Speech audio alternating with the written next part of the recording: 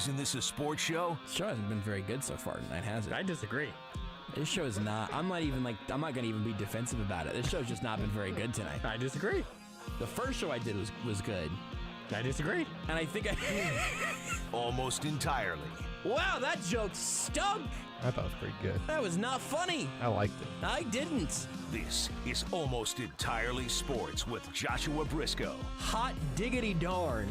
I could absolutely put my face into a plate of barbecue and eat it like a piggy out of a trough right now. Take the show with you by listening on the Sports Radio 810 mobile app at 810WHB.com or by searching for Almost Entirely Sports wherever you get your podcasts. The good news is whenever I hung my head in shame there, I did find the pen I was looking for.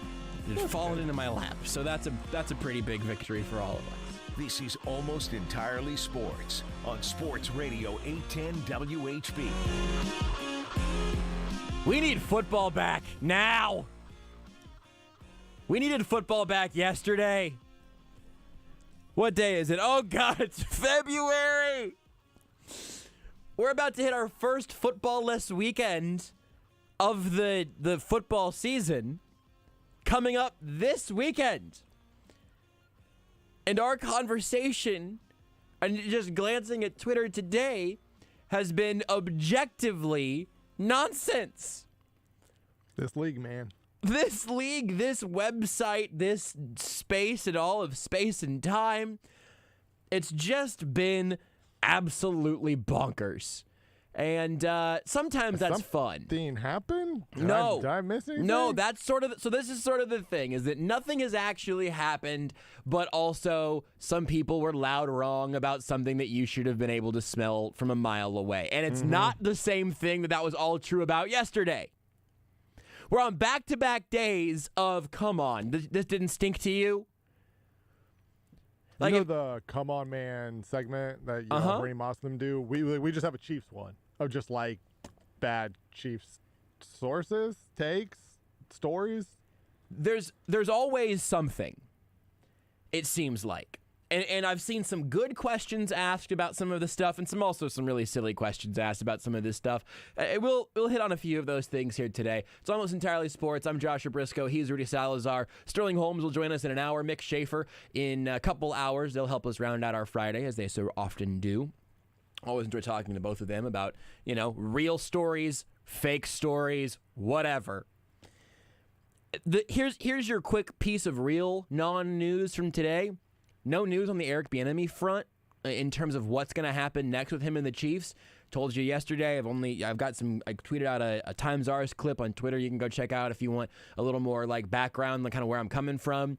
But I've been led to believe at this point that if Bieniemy wants to be the Chiefs offensive coordinator next year, that he will be invited back, and that if he wants to go a different route, that he could go a different route.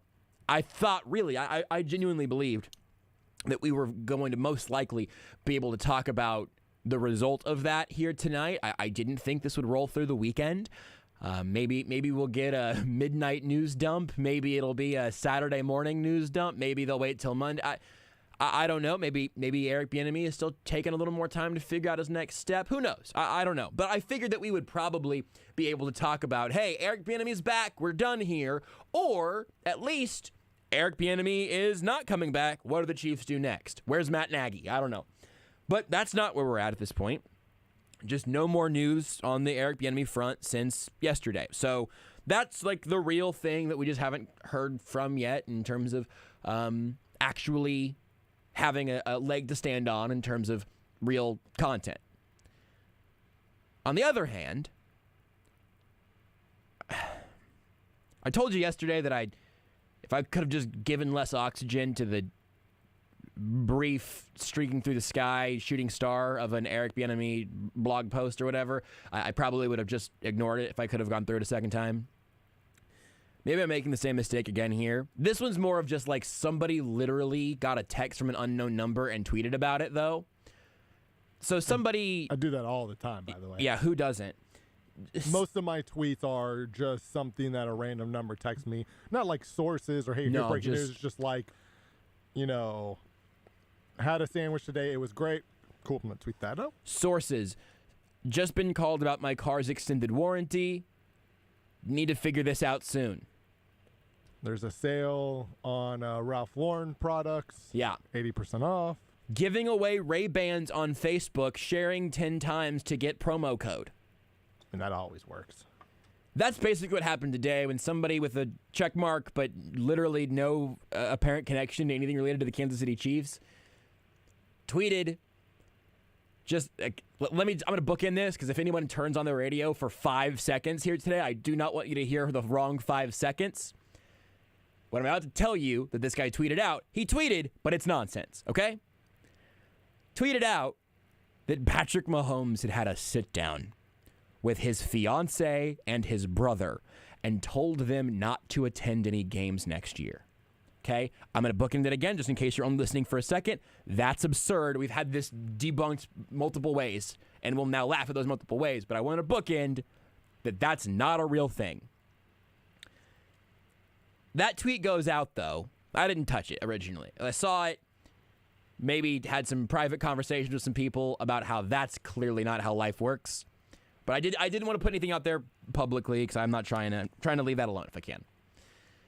Well, now I can say with the confidence of both our friend Matt Verderam and also TMZ, who both... They're never wrong. To be honest... TMZ, honestly, we make fun of TMZ a lot. Rightfully so. It's kind of a terrible organization in a lot of ways. It's very invasive to people's privacy. And they are spot on frequently, right? Not always, of course, but I'm not trying to be here like TMZ's never made a woof on something. Whenever I die, they will know before I do that I am dying. They never doubt TMZ on deaths. You can doubt TMZ on plenty of things, but if they say somebody's died, that person's dead. So Verderam tweeted out, quote tweeting, oh my God, this guy still has this tweet up? Nope, this tweet has been deleted. All right, nice try. So this original guy tweets out this thing about, telling his fiance, who I think by the start of next season will most likely be his wife, and his brother, who time next season starts, pretty confident will still be his brother. Yeah, we'll see. No, don't do this. You can't. I'm kidding. You cannot undercut this part. No, sorry. You cannot, because we cannot have people second guessing any of this. Verderam retweets, quote tweets, it says, he's told this didn't take place. There was a bizarre incident yesterday morning where Verderam and another insider were texted this exact information from somebody who was claiming to be an insider who wasn't. And then TMZ tweets out, no, Patrick Mahomes did not ask Brittany Matthews and Jackson to stay away from Chiefs games next season. TMZ Sports is told. Patrick Mahomes himself later in the day, tweeted, y'all just be making stuff up these days, and then some crying laughing emoji. Which I'll say, if this is legitimately just making him laugh, then he's a better person than I am. No kidding. Because I would just be after everything. Because even the Bieniemy stuff, while it's not necessarily directly him, it is about a rift between him and Bieniemy, right? It is right. It goes back to Patrick Mahomes. Yeah, it's just there's been so much involving him in the last 48 hours that I would if I was him, I might be like, hey, Chiefs, can I get a pay advance on some of this contract? Because I need to go buy an island in the middle of nowhere for a while to live on. I'm just gonna stay there for a minute because I just would just be so fed up of it. I would have done it. I would have done a regrettable Twitter Spaces or Instagram Live by now. Oh, absolutely, for sure. He hasn't. God bless him. Better, stronger man than me. Much smarter than both of us. No kidding. Combined. But. So yeah, that whole story comes out and gets squashed relatively quickly, and Mahomes tweets about it and everything. There are two elements of it. One is that why is this happening to the Chiefs right now? We'll circle back on that. First thing though, is that I really do just want people to, for lack of a better term, sniff their sources. Just a little sniff test. Every day, wake up and sniff a source. Just whenever you get up in the morning and you choose violence on Twitter.com, first, sniff your sources. If a guy who you've never heard of, who has never produced any information around the Kansas City Chiefs, tells you that he has the insight into some straight-up reality TV show family drama, proceed with caution. On the other side, we talked about this some last night with Matthew Stafford and Kelly Stafford, and apparently people taking issue with the audacity of Matthew Stafford's wife and children to be there celebrating with Matthew while winning a Lombardi trophy for the first time in his career. I think there's actually a report coming out that maybe he's going to be telling his family to stay away next year now. I think that's probably coming. Actually, the report that I've got, I just got texted from an 888 number, and it says Matthew Stafford is telling his wife and kids to stay away from the trophy ceremonies. Ooh, so they can smart. attend the games, yes. but they can't steal his spotlight. Also post-game press conferences. We talked about that a little bit yesterday, where it's like, hey man, if your thought process as a person is that another person celebrating the biggest dub of their life with their immediate family, spouse, children, whatever, if your thought is, man, I bet he's annoyed right now, you are looking into a mirror that is giving you some reflections that you should probably take a second to take some inventory of, because you might not like your family as much as Matthew Stafford seems to like his. Yeah, also, and this is something, not to get completely on this part of the story, but like this is also something where it's, I know, Kelly Stafford is not the one watching the film and going to the practice and stuff, but like think of all the time that her husband is gone. Yeah, and she is taking care of 3 kids. Like, think about like. Did you hear what he said about Cooper Kupp? What Cooper Kupp and Matthew Stafford said about the time they spent together? They spent like 500 extra hours together. Yeah. Outside of their designated practice time. Like, it's just like I knew they had breakfast every day with each other. I knew that was a very big thing for them, which is, hey, I'm all for just buddies getting breakfast together, right? Like Cooper Kupp estimates he and Matthew Stafford spent 500 extra hours together outside of the obligatory time they had during team practices and meetings. Like we fall into this trap a lot where, I mean, obviously athletes and coaches, they live a crazy lifestyle, right? Like it's what maybe they shouldn't have to do it, but it is just the norm that has been set to be successful in those sports. Yes. But there are other people who are also having to just change their lives dramatically. Yes. Like their significant others are living much different lives because now their significant others are home alone with kids, taking care of kids. While it could be 10 o'clock at night and your husband's still, like Sean McVay's fiance is sitting home because Sean McVay's still at the facility working. And this happens, I'm going to, I guess, just make it a little self-involved. This happens with all loved ones in any job, anywhere. Your life is impacted by the people that you love. I do a nighttime radio show here. Now, fiance Renee and I are relatively lucky that she mostly works nights and I mostly work nights. And, our schedules are okay. We get to see each other in the mornings and then at like 11 p.m., right? But our schedules are at least somewhat in a line there. So we have weird schedules that actually kind of work together. It's nice.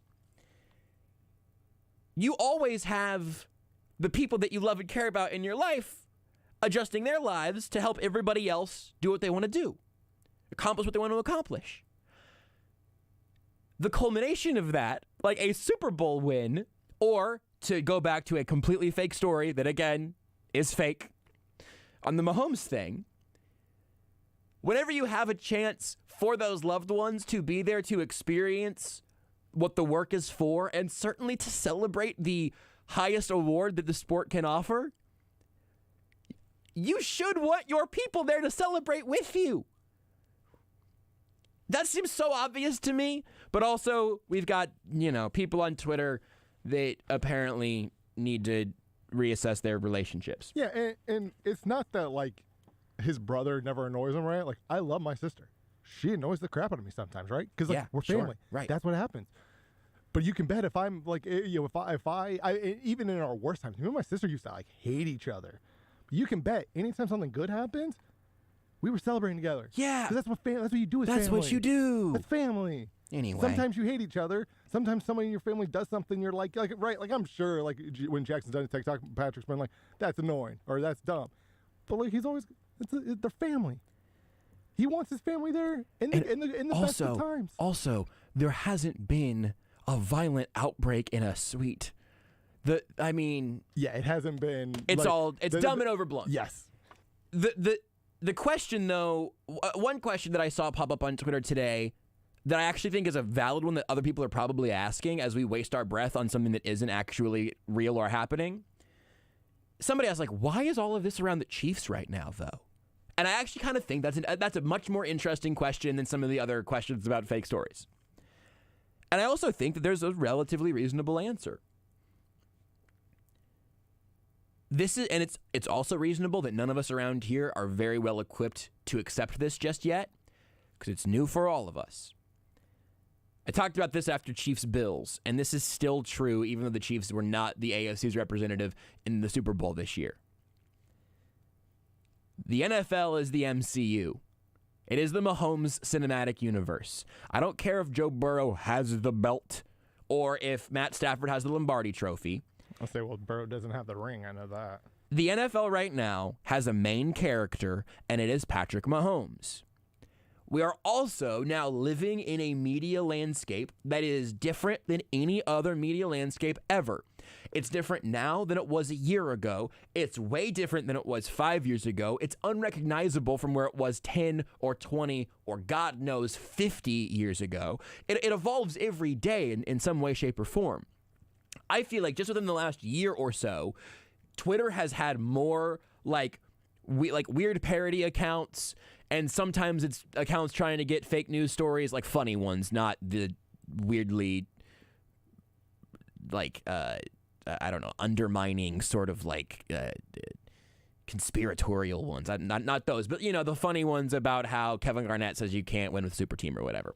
Funny quotes. I mean, you can't. You get those types of accounts. You also have just third-year Letterman or whatever that's constantly tweeting about dumb cliches. You've got more bots. You've got more people that aren't using their names and faces. More people that are just bleep posting, S posting. I can't say the full thing because it's terrestrial radio. You know what I mean. I don't know what you're talking about. And I'm not even saying all that's like a horrible evolution of the Twitter space. Maybe it is, maybe it isn't. But it is different. You get these evolutions. And right now, I think what you're seeing is what this current iteration of sports media is doing to its superstars, of which Patrick Mahomes is obviously one of them. On some level, that microscope gets put on greatness. It gets put on main characters. In a different lane, Aaron Rodgers, and a lot of his stuff these last year and a half or so has been self-created in large part, not just all of the vaccine stuff or the toe or being on Pat McAfee, but also last offseason, will he stay or will he go? Dropping some of that news right before the draft. The 25-minute long monologue or whatever in his press conference talking about what he needs to stay in Green Bay. Now it's will he stay in Green Bay next year. He's won the MVP. We've also got everybody sifting through his trash and finding out that he and Shailene Woodley's engagement is off. R.I.P. You will find that microscope on the people at the top of the sport. I don't necessarily want to be New England Patriots sympathizer at the moment, but Deflategate is kind of nothing, right? Like are we good on that? Spygate, it certainly had something to it and probably had a legit impact on some level. I don't think it's the reason they were winning or not. But then you have Deflategate and a busted phone, and we're always rooting around Brady and Belichick and Robert Kraft. And again, some of that is real stuff that gets blown up because they were the main character. And some of it is either completely or partially invented to give us something to talk about. This is also a totally different lane, but we spent the entire pandemic, or the worst of it, I guess, the start of the pandemic, talking about Dak Prescott's contract for 12 hours of ESPN programming every day. Just needed something to talk about. So it's, hey, America's quarterback, America's team, is he elite or not? And then eventually you end up where there's some ridiculous stuff said about Dak's brother and mental health, and Skip Bayless doesn't actually really have to ever apologize for some reason. You find the main characters of these sports catching strays all the time. And I'm not excusing it on any level. I think a lot of this is the most toxic part of the media landscape that I'm talking about living in right now. But it's miserable and wild and a silly place to be. But it's not because it's the Kansas City Chiefs. It's because the Kansas City Chiefs are nationally relevant for the first time in our lifetimes. And for the first time in anything that looks like this media landscape. It's not just the hours and hours and hours of NFL Network or ESPN's NFL shows or our local talk around here where we're talking about, are the Chiefs broken? Is Mahomes still a top 5 quarterback? How do we fill this time? Defensive line or cornerbacks or wide receivers in the draft that's still a whiles away? Running back. Not running back. Just think about it. Nope. He's basically a wide receiver, though. Thought about it. Hate it. Still. But it's all in this just absolute hurricane tornado of poop. A poop-nado? Is that anything? That's not bad. So, is that better or worse than a sharknado? So Time out. Hold on. Everybody freeze. Everybody freeze. Better. I don't think a Sharknado would act. I mean, sharks are heavy, but I'm not really concerned about being eaten by them. Have you seen Sharknado 1 through 7? You know what, Rudy? You make a great point. I don't know if all that was true, but it sure was an interesting story. It was. It definitely was that. Oh yeah, kind of forgot. When you say that, so I also cannot say it because FCC violations. But there is a TV show that I'm very fond of, especially in college. Trailer Park Boys. It is very funny. One of the kind of like the original creator of the show, who also played a part. I forget his that real name, but in the show he was Mr. Leahy. He was a trailer park supervisor, former police. He had a drinking problem, and when he would get drunk, he always basically had these sayings about the poop winds. He used a different word. He's like, you smell that, Randy? It's the poop winds. They're coming. It basically, that was just his way of like, it's about to go down, right? And he had all these metaphors for stuff like that. I think he used poop tornado once. Like basically, he just had all sorts of those type of metaphors, and that show was great. Iced Pyro on Twitch says, "Turdnado." That's good. Thank you, Iced Pyro. Good contribution to the show. Not only a contribution to this segment, also the title of this hour in the podcast. I think it's just got to be Turdnado. Yep. Now the punchline, I guess, is ruined for the podcast listeners ahead of time. But I'll tell you what, if I saw a podcast pop up into my feed and it just said Turdnado, I'd listen. I'd probably check it out. Yeah, I'd be curious what had led to that. And in this case, it's Twitter mostly. Yeah, that does it most days. I made this joke on Twitter. I made this joke to you. I don't think I made this joke on the air, though, but I miss the days of just yelling at each other about whether or not drafting a running back in the first round was smart or not. I miss those days. Those are simpler times. I have to read something to you. Oh, no. From imdb.com. Okay. A large raw sewage spill from the inner harbor is sucked up into a large tornado, creating a turdnado. Is this a movie? The turdnado wreaks havoc on the city of Baltimore and surrounding areas, pelting people, businesses, etc. Turdnado 2019. This was a movie? Anybody we know in it?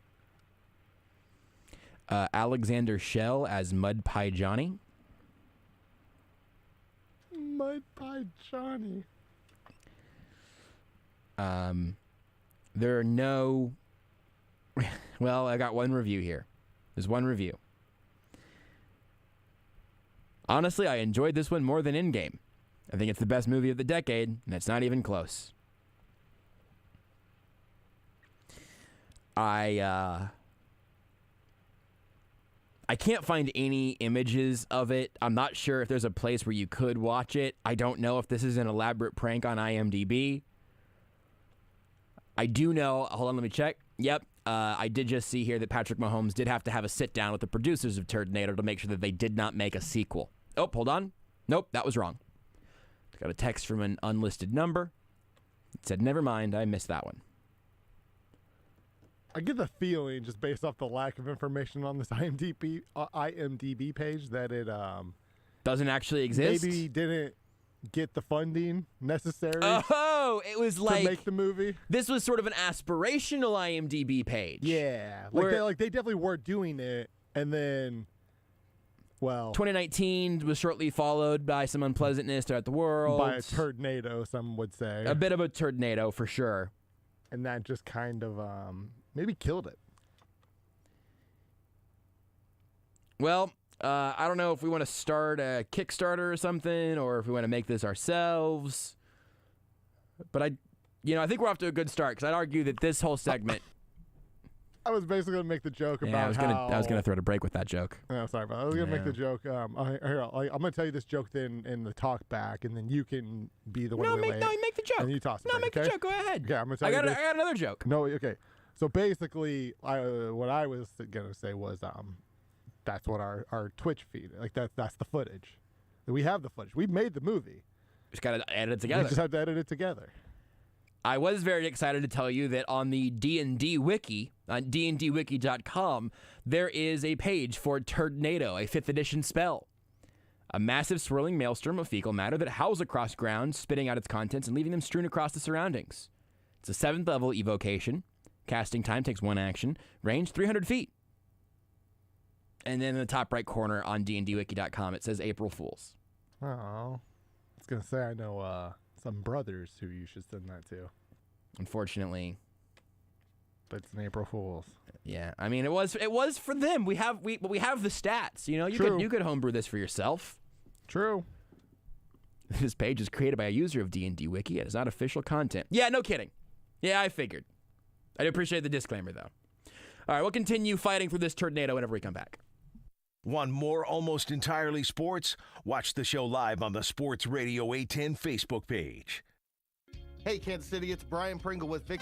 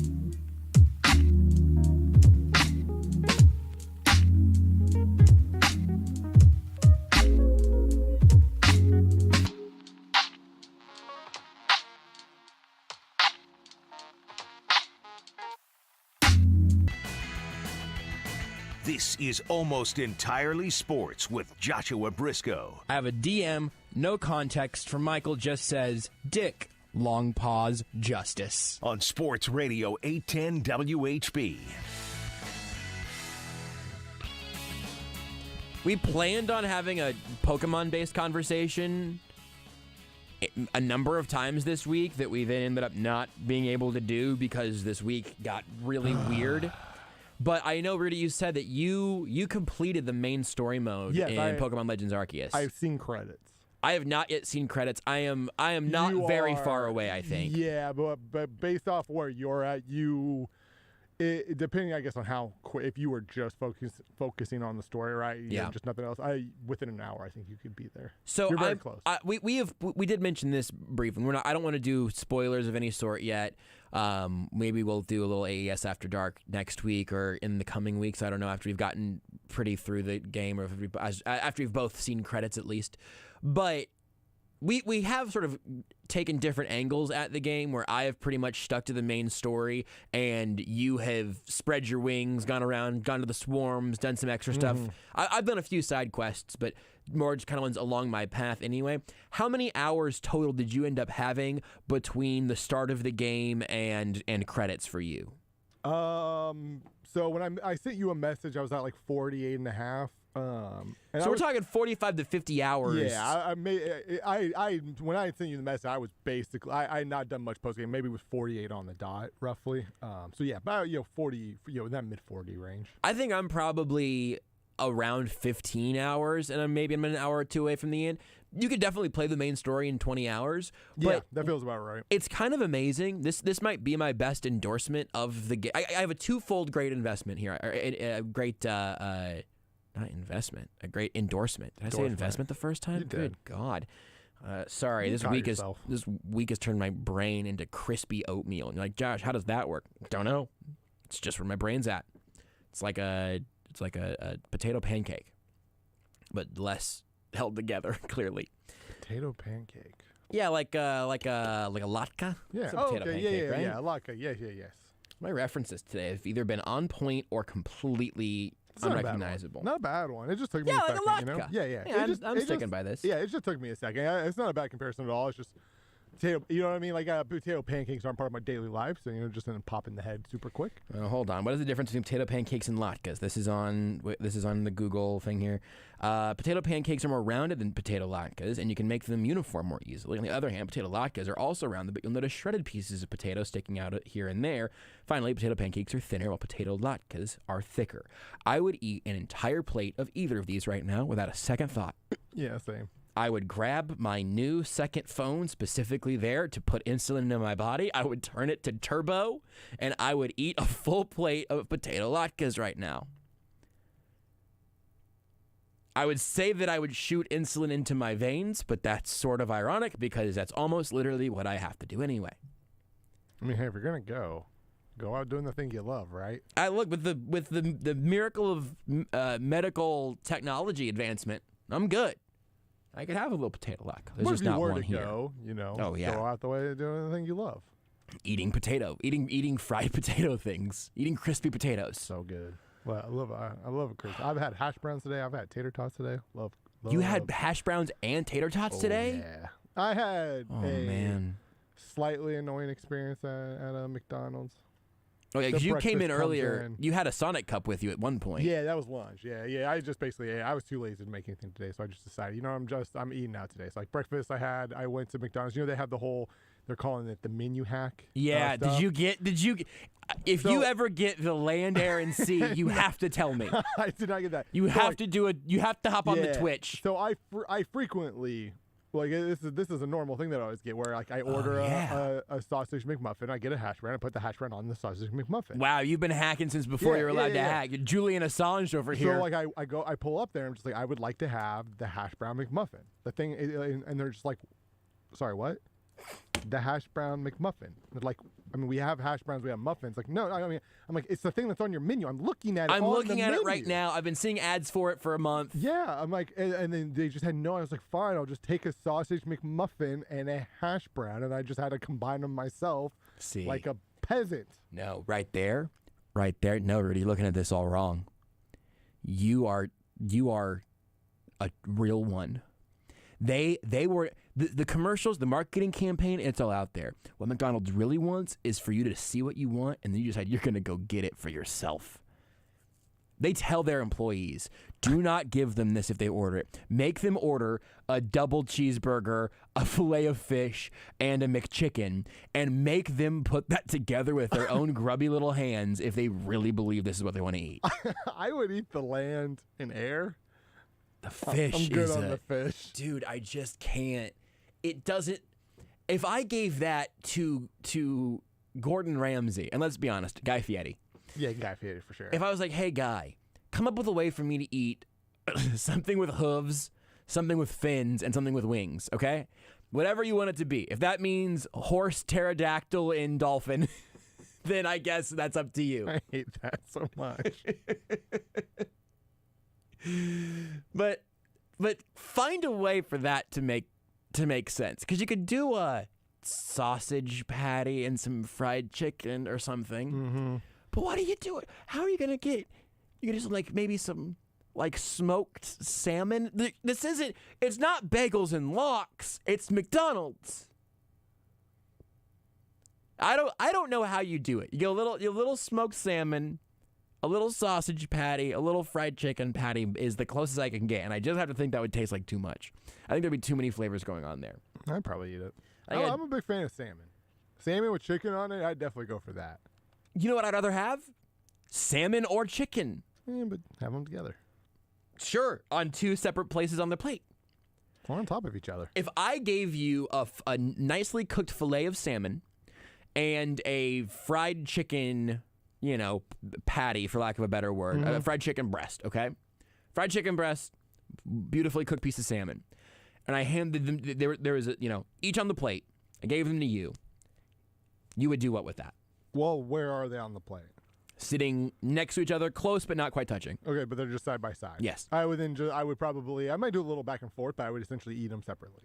Whenever we were in LA, we had a delicious dinner. I got a couple of little medallions of filet mignon with lobster tails on top. Good. It's the fanciest thing I've ever eaten in my entire life, and it was the best thing I've ever eaten in my entire life. I had buffalo once, like a little buffalo filet mignon thing. Oh, that sounds wonderful. Oh boy, that was an experience. At this restaurant, the lobster was on top of the steak, but I never had the thought of should I cut through both of them together and then go all in one bite.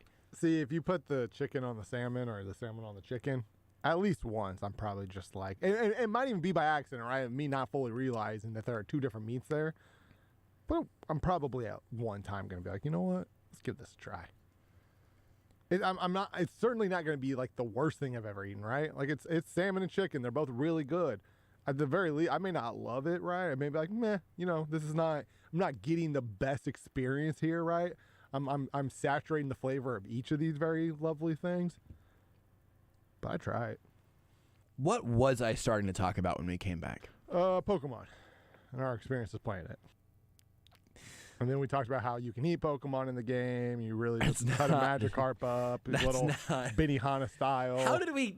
Sorry, what was point A to point B on that one? I genuinely tater tots. You had tater tots and hash browns today. You had a fledgling experience at McDonald's. Pokemon to crunchy potato foods to McDonald's to the menu hacks, but I don't know how we got from Pokemon to the crunchy potatoes. Oh, yeah, you're right, because the hash browns came after I mentioned the potato pancakes as potato lock. The rest of it I get. That's the one thing where I'm not fully for sure how we got there. Is it because you can play the game like differently? Like you can make pancakes differently? No. No. Well, I mean, I remember what I was going to say about Pokemon. Yeah. I don't remember why we ended up where we're at right now. Yeah. I can connect dots like B to C, C to D, D to E. Yeah. But it's A to B. It blew my mind whenever I found out that those the connect the dots, pages actually have like hidden pictures in them if you do them in order. I know it's crazy. What? I just try to. I make sure they all connect in one way or the other, but it just usually looks like it's like a constellation, you know, where you like just sort of see a number of dots and lines connecting them. But someone's like, "Oh, it's a bear." It's like that's not a bear. It's 4 stars that I had to connect with lines on paper. The thing you're going to tell me is I'm supposed to use a certain color for each of those numbers. No. That's for sheeple. Thank you. Speaking of sheeple, I went to McDonald's today and I asked for the bad burger, and they didn't know what I meant, so I broke in and made it myself. Because they're looking for it's actually how they're hiring. It's like putting putting a mission on the dark web, and then somebody takes it and yes, I found my new James Bond. Is that how that works? I'm pretty sure by buying the McMuffin and the hash brown separately, it probably cost me like 50 cents more, and they got me. They got you, man. They're sneaky. They got me. But it was still very good. If you just get it with a meal, you can also get a drink, and then you can just open up the McMuffin in the wrapper on your lap, take off the top of it, put the hash brown on it, close the muffin back up, and then just dump your coffee into your lap. Menu hack. Menu hack. You'll be awake. That's true. And you ain't falling asleep then. No, you're also not getting up ever. You got third-degree burns. Yeah. But you know what? Burns heal. You can't heal that hunger unless you can't heal that hunger. I guess if you wanted to make it like a French dip style, I guess you could, but I wouldn't encourage it. The thing about Pokemon, there was a two-pronged endorsement that I was going to give. One is that I have sort of by choice sort of stuck mostly to the main story and figured that I would go through and do some more of the side quest stuff and felt the Pokedex more later. You have gone with the path of I'm going to just do as much as I can along the way, do the outbreaks, kind of play the bigger game and go along the line that you might. It's very much been I'm doing the main story, and as I'm doing the main story, I every now usually in between like an actual chapter, I would knock out a couple side quests. And so the focus really was main story and side quests. I didn't really necessarily want to have 100 side quests to do when the story was up. So I knock out 2 or 3 here. But then just every time when the way the swarms work is whenever you leave, essentially, the dude will just tell you, hey, there's a swarm. It doesn't happen every time. Sometimes there'll be times where I'll leave the village 5 times in a row. There's not one. There's sometimes where I leave in 5 times in a row. There is one. But every time there was one, it was oh, hey, I'm going to do this because much better shiny odds. And also just easier chance just to fill out the Pokedex, right? So it's just I just made it my mission. Okay, every time it pops up, I'm just going to do it, right? There's a word you haven't used yet that I'm curious if it is included, because for me it is.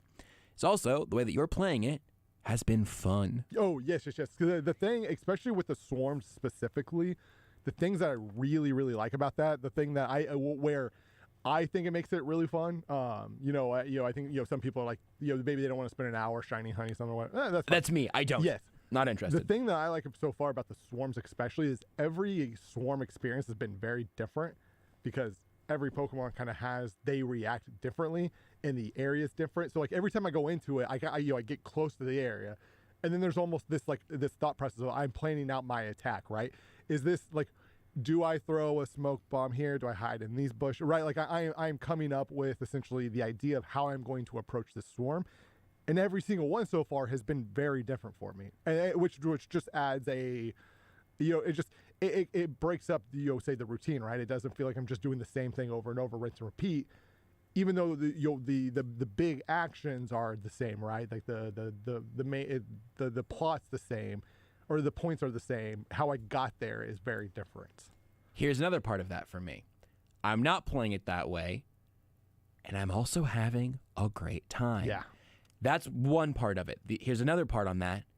I am excited to go back after I complete the main story and play the game that you are playing. Yeah. You have played 20 extra hours of the game or whatever than I have, even though we ended up in very similar places in the main story. And I'm excited to go through the main story and then go swarm hunting or whatever. Yeah. Because here's my second big thing.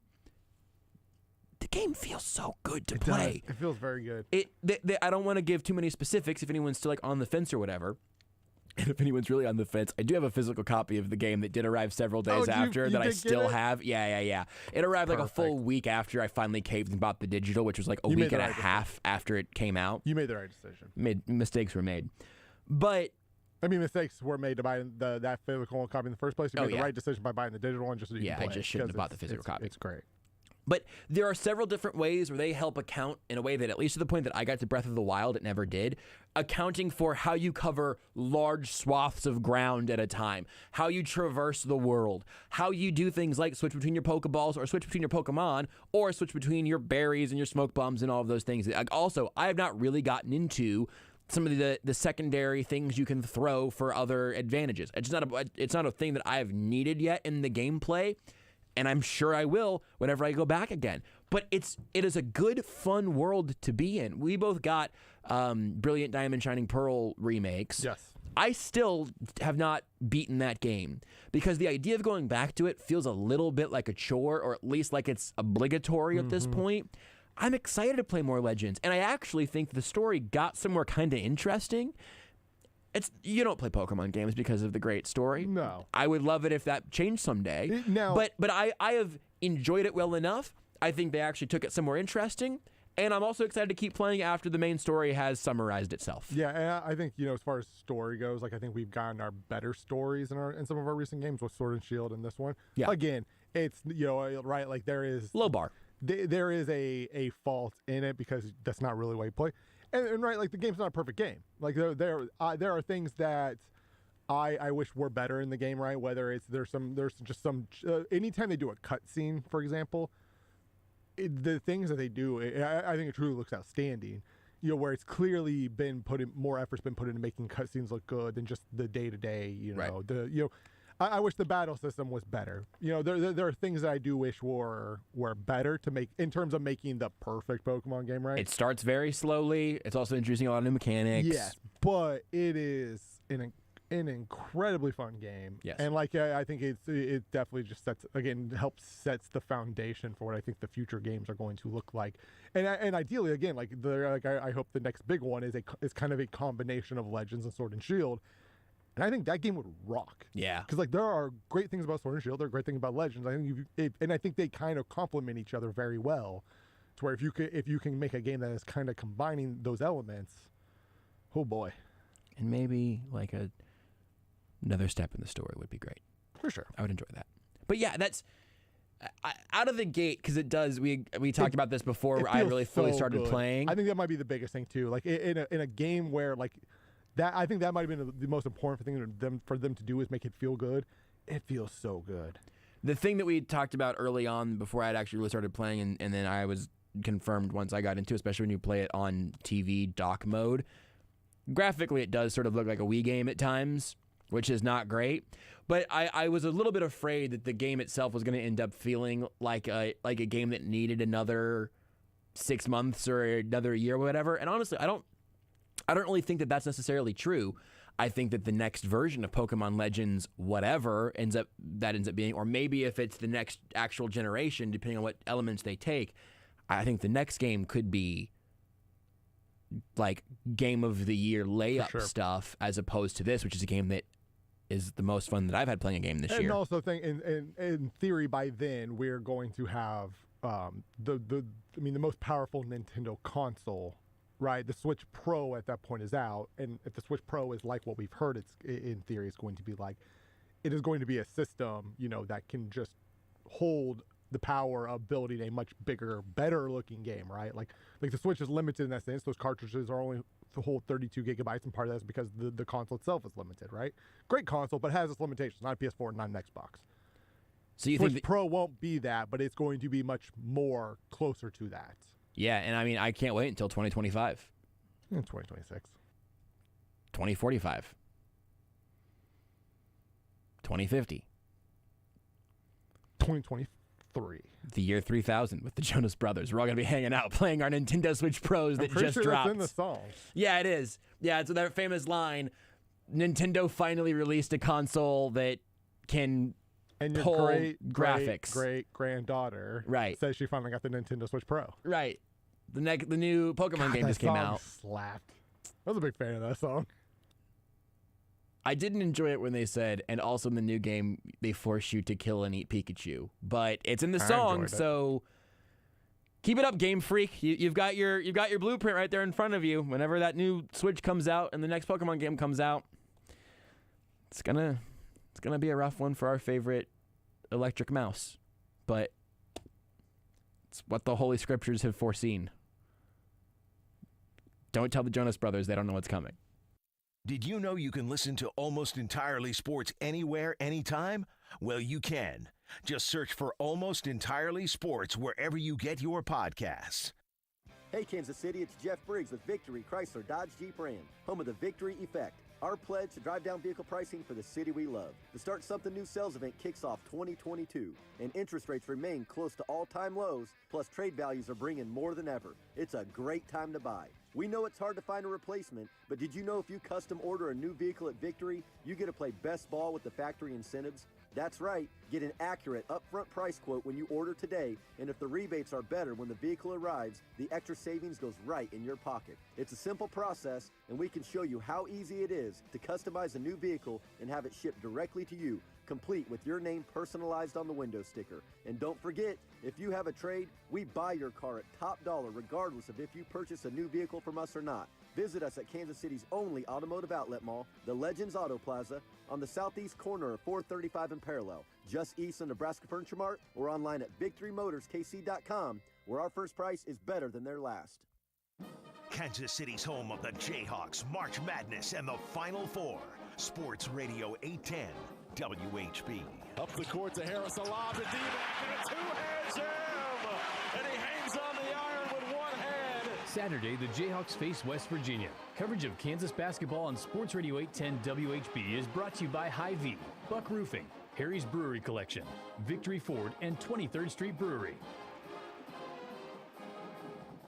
Hi, I'm Emmitt Smith, Pro Football Hall of Famer and three-time champion. Pro Football's all-time leading rusher Emmitt Smith talks about joint pain. Trust me, I know about joint pain. Sure, I made it look easy, but if my body could speak, it would say, I'm in pain. Are you living with chronic joint pain? Knees, hips, lower back, shoulders? Don't just assume the old treatments are the only treatments. I've gone under the knife to get rid of pain, but now there are options, and you need to check them out. Emmitt's talking about QC Kinetics, exciting new natural biologic therapies that can repair and restore damaged tissue in your joints. New options now available here. You can encourage your body to actually heal itself with the help of QC Kinetics. Real relief with no surgery, no drugs, no downtime. Call the local medical professionals at QC Kinetics for regenerative restorative treatments with lasting relief. But now, you and I, we have help. QC Kinetics. Start now with a free consultation at QC Kinetics. 816-412-6299. That's 816-412-6299. Call today. 412-6299. This ad for Hellsberg Diamonds has been specifically written for those who'd rather think about football than engagement rings. When free agency starts, your team wants to get the best players they can without spending too much. If your team is you and the players are engagement rings, then your best bet in free agency is shopping at Hellsberg Diamonds, where you know you'll get the highest quality diamonds at prices that keep you from going over the salary cap. Visit your local Hellsberg store and ask about our price match guarantee, or check us out at hellsberg.com. Join Union Broadcasting in thanking local companies that care. Companies That Care is an effort to let you know about local companies giving back to our community. Union Broadcasting salutes Shamrock Roofing and Construction. Shamrock Roofing and Construction is proud to support Cars for Heroes, giving away over 300 cars a year to veterans and first responders in need of transportation. You can donate a car and learn more about Cars for Heroes by visiting their website at carsforheroes.org. Thank you to Shamrock Roofing and Construction for being a company that cares.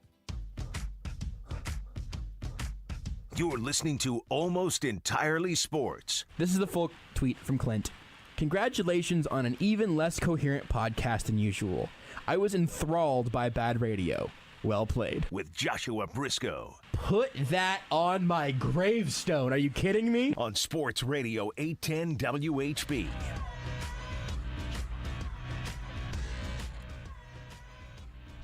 So I'm looking ahead to tomorrow a little bit. I'm going to the Tyler the Creator show in Independence. The most exciting part of it for me right now is that at some point there is a chance that fiance Renee and I will run into Todd Lebo and his son as they are also attending the show. I can't wait. I'm excited for Lebo. The issue is my one thing that I am going to put a pin in here is that this is going to be my actual first concert post-pandemic. The last one I did have tickets for. I was going to go see Glass Animals in Kansas City. Get busy? Yeah, I was busy Did you in a have way. to, like, work or something? No. So because I already taken the day off from work. Mm-hmm. It's just that I ended Car up. broke down? Body broke down. Pancreas broke down. Did not get to attend that. So, just keep me in your T's and P's. Make sure I make it through the day tonight and tomorrow because I'd really like to go see live music again. We'll talk about probably not that. A lot of other stuff with Sterling Holmes next. You're listening to Almost Entirely Sports with Joshua Brisco on Sports Radio 810 WHB.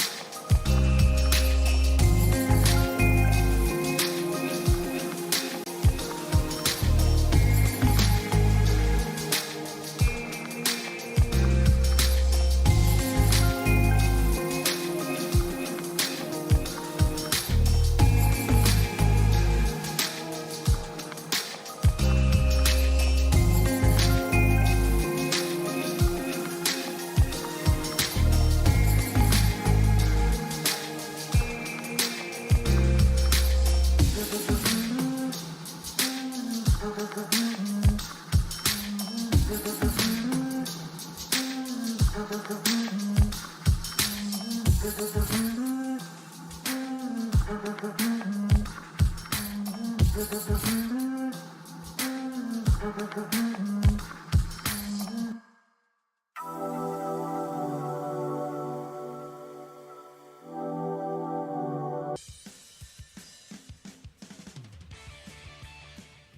is Almost Entirely Sports with Joshua Brisco. Don't bail, eat that tail. Homestretch back on ESPN Kansas City. On Sports Radio 810 WHB. I mean, it's true. Homestretch is back on ESPN Kansas City. I think that was from the last time Homestretch was back on ESPN Kansas City. We canceled already. No, man. I think you're never canceled. That's a message of love and admiration and respect, and just don't bail, eat that tail. Treating your partners right. Or your crawfish, maybe? Is that what that was about originally?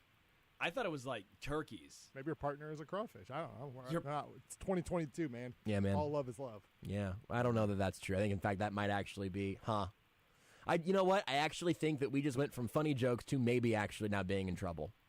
Nah. Good work, Rudy. Sterling Holmes of The Homestretch is here with us. He won't bail. He'll eat that tail. You can follow him on Twitter at HomestretchKC. You can hear him on The Homestretch, ESPN Kansas City, weekdays from 3 to 4 over on 1510 AM, 94.5 FM. Also across Arrowhead Addict Podcast, all of those things. It's good to see you, Uncle Stu. Loving the quilted LL Bean sweater today. Thank you. I do look like an uncle today, don't I? Yeah, you're always for me. Stu is always an Uncle Stu for me. I guess maybe there's frat Stu, but for the most part, I'm either gonna call you Sterling or I'm thinking in my head Uncle Stu. Yeah, and that's sort of the vibe you send off sometimes. It checks out. And this is quite frankly extremely comfortable. You went with your all black outfit. Yeah, well, I've got my shearling coat with me, but it's a little toasty in here. I got that coat at a thrift store, believe it or not, unsurprisingly. But yeah, today I decided to go all black because I had to wear the snow boots. Right, these are actually, believe it or not, these are Timberlands. I'm not gonna call them Tims because they're not the real. I have still almost pulled the trigger on the Butters, but I looked at them at the beginning of the winter and thought, I don't know, I don't necessarily need more shoes, more boots right now. And these are good for trekking through snow and whatnot. But they're like the little Chelsea boots with the hold on. Is that Velcro? It's a zipper. Zipper on the side. How you been, Sterling? You have a good week so far? We didn't talk last week because I was in Los Angeles getting ready to talk about a non-Chiefs Super Bowl for the first time in 3 years. That was weird. I've been incredible. Fantastic. Rugula. Remarkable. I wore my robe the entire day yesterday. I took a snow day. Didn't come into the station. Good. Didn't leave the house. Sure. Just rocked the robe, a good book, a frozen pizza, some wine. It was a hell of a day. I've realized something. Sterling, I don't know if you've ever seen the show, but Josh, I think you will have it. The Sterling being, having a spectacular day. Uh-huh. A lot of Rob Lowe, Chris Traeger, Parks and Rec vibe. I was going to say Sterling's got some strong Chris Traeger, Parks and Rec vibe. Who's Chris Traeger? He's a character that Rob Lowe plays. And anytime you compare me to Rob Lowe outside it's not a bad thing. A certain there's certain things that Rob Lowe did early on. I'm let's just say I'm distancing myself from off the field issues that I don't know about. Off the field, yeah. And some of his parts in movies. I don't want to be that big of a bleep bag. But that one, he's a good-looking cat. He's not fully as optimistic as the Chris Traeger, right? Right. Where it's just constant positivity 24/7. So, 23/7. But he's got that energy to it. Let me take that as your starting point there. If you don't know Sterling, you could start with Chris Traeger. I'd like to add in not even just a smattering, maybe 49% Schmidt from New Girl. Mm-hmm. You've gotten that before, right, Sterling? Who's Schmidt? Have you not You've watched never seen New Girl? It's a good show. It's so good. Has your girlfriend seen it, do you think? If not, ask her. If she seems interested, it's a great background while you do some other stuff show. She, my guess is she would like. Schmidt is great. You'll see some of yourself in Schmidt. I mean, the very first episode, they have the I forget exactly what they call it, but basically just anytime you're being too much, you have to put $1 in the jar, and it's basically just broke. It's basically just it. the Schmidt jar, even though it is technically for all of them, because he is the one who was always just being too much. Do you remember what the name of the jar is? Because eventually they just start saying jar, but there's like a name for it. I don't remember.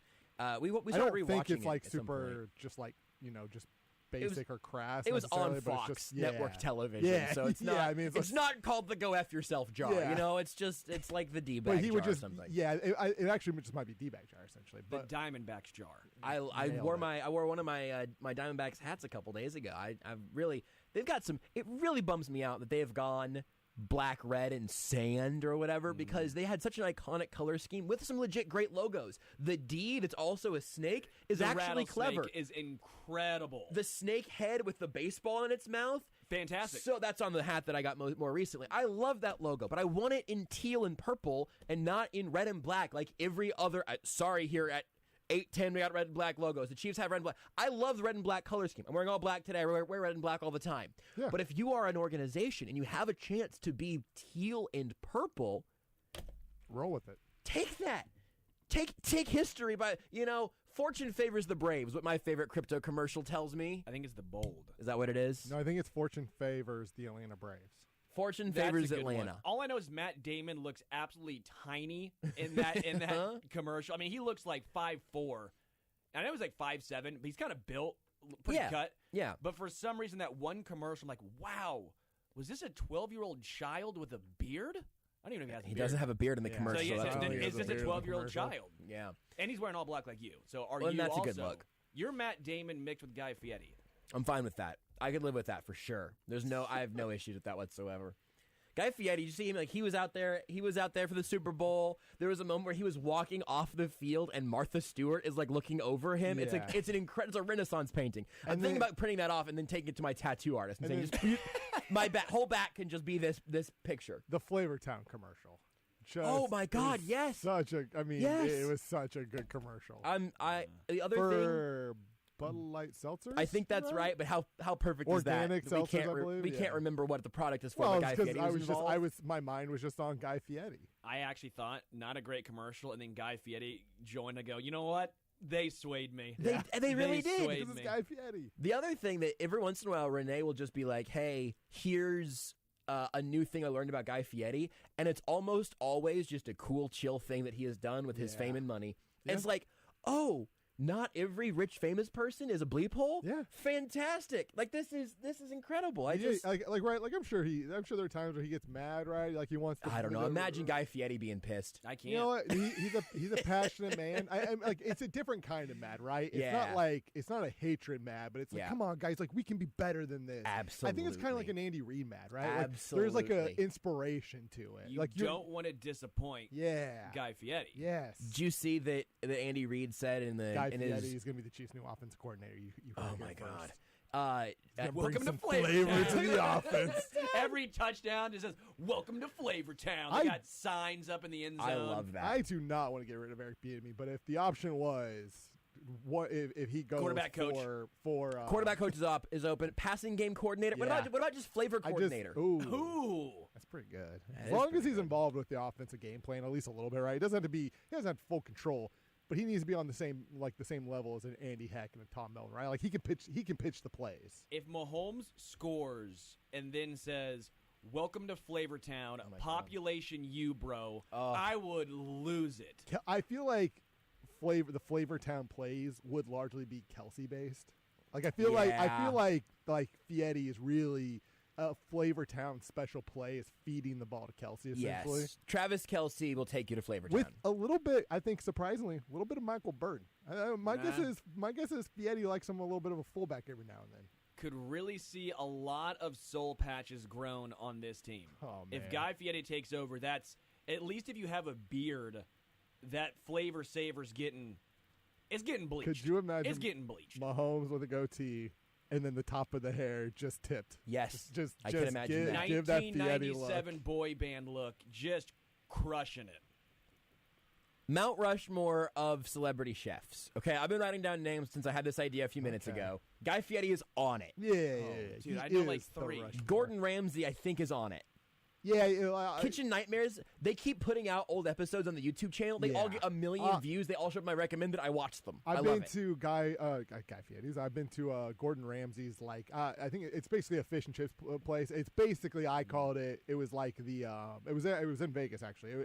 It's like the Chipotle of if you want fish and chips. It was incredible. Interesting. And this was not one of his higher class places, right? This is just you walk in, you get your food, you walk out. It has some Chipotle vibes to it, right? Kind of a little a classier fast food place.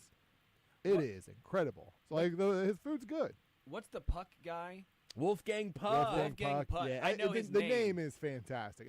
I don't know what he does. I saw a commercial the other Puck's day. got a Apparently, great he name. sells some of the best cooking utensils money can buy. So I'm looking right now. I'm looking at a list, and I wrote down several of these already. But Gordon Ramsay, Bobby Flay, I feel like he's maybe taking a step back. He was. They have great names. Bobby Flay, Perfect.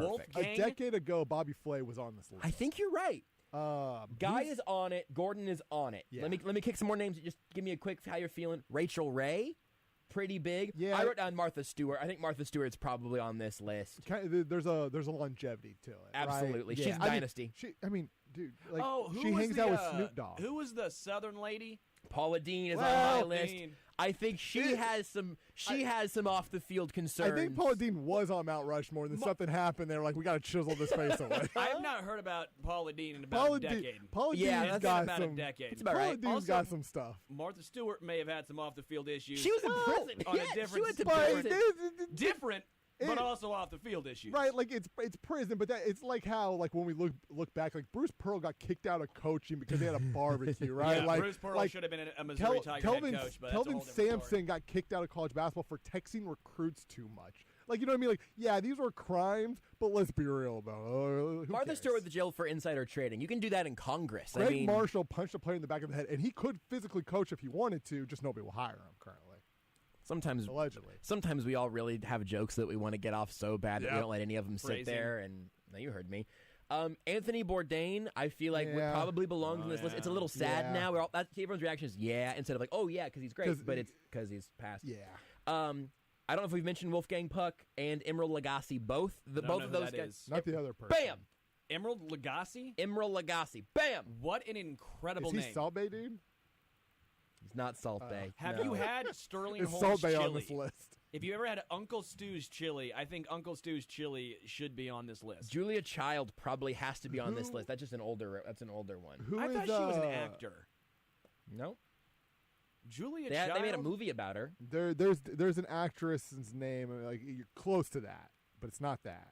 It's close. I know exactly who Sterling's talking about. Who does? It's like Chance the Rapper. It's a Julia the Child.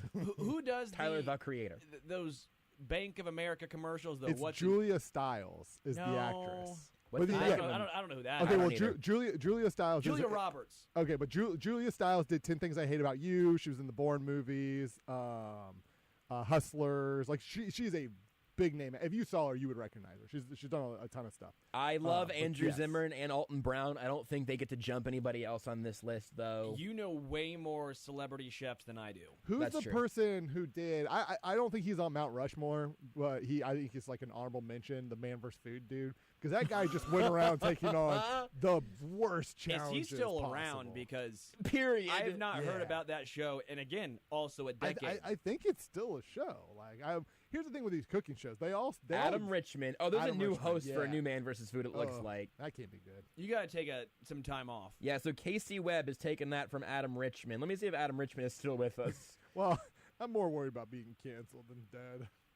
That's a good point, I guess. Yeah, he's still alive. I'm worried because we've seen him eat a lot of difficult things. Yeah. So, okay, why did Adam Richman leave who's Man the vs. hot dog Food? guy? I know he's not a celebrity chef, but that dude, Kobayashi, and who's the other guy? Those are competitive eaters. Joey Chestnut. I did not realize this man lost the amount of weight that he did. Adam Richman? Yeah. Yeah, because he stopped eating meatloaf for every meal. He is currently the host of Modern Marvels? Modern Marvels. Well said. On the History Channel. Yeah. One more time, Rudy. Modern Marvels. Yeah, he looks a lot better since he stopped eating chili with a straw for challenges. That's a good glow up. Honestly, though, which makes sense. The beard helps, too. Sorry. Beard's good. You're no longer on my honorable mention list. You've lost respect in my books. Yeah, stay fat. Yeah. If you're a chef, you got to stay fat. It's not even that. It's just you got out of the game.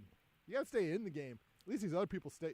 He just ate, though. He wasn't actually making the food. He was just eating pizzas the size of a putting green. Yeah, but I'm sure he cooked it once or twice, right? Like I'm sure he knew his way around. But like, hey, he tacked those things. I'm circling back for you can tweet your personal celebrity chef Mount Rushmores at us if you want. I think Guy Fieri, Gordon Ramsay are on there. I think maybe for sure. Maybe go Julia Child and Martha Stewart. I mean, Martha Stewart feels like because she's the OG. Julia Child was the OG. Okay, well, so I don't know who that is, so that's what I mean. Like, the joy of cooking. She, her voice was kind of a bitch. She's like the first television chef. Is she British? No, I think she was distinctly American. That is not a distinctly American voice. Okay. She died in like 2004, I think it said. Did? Yeah. Julia Child. Yeah, so she's old. She was born in 1912. I'm talking old school, man. Yeah. Her cooking style was French. She was an American cooking teacher, author, and television personality recognized for bringing French cuisine to the American public. There was poulet en Marie. There was a movie. That's a French dish. It's very delicious. Something. Mary Say Poppins. that again.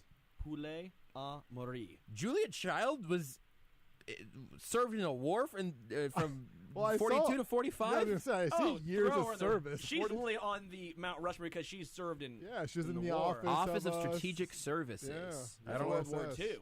Yeah, it sure is. I didn't know She was awarded that. the Legion of Honor. She's a knight in France. I think that's from her cooking more so than the war thing, I would think.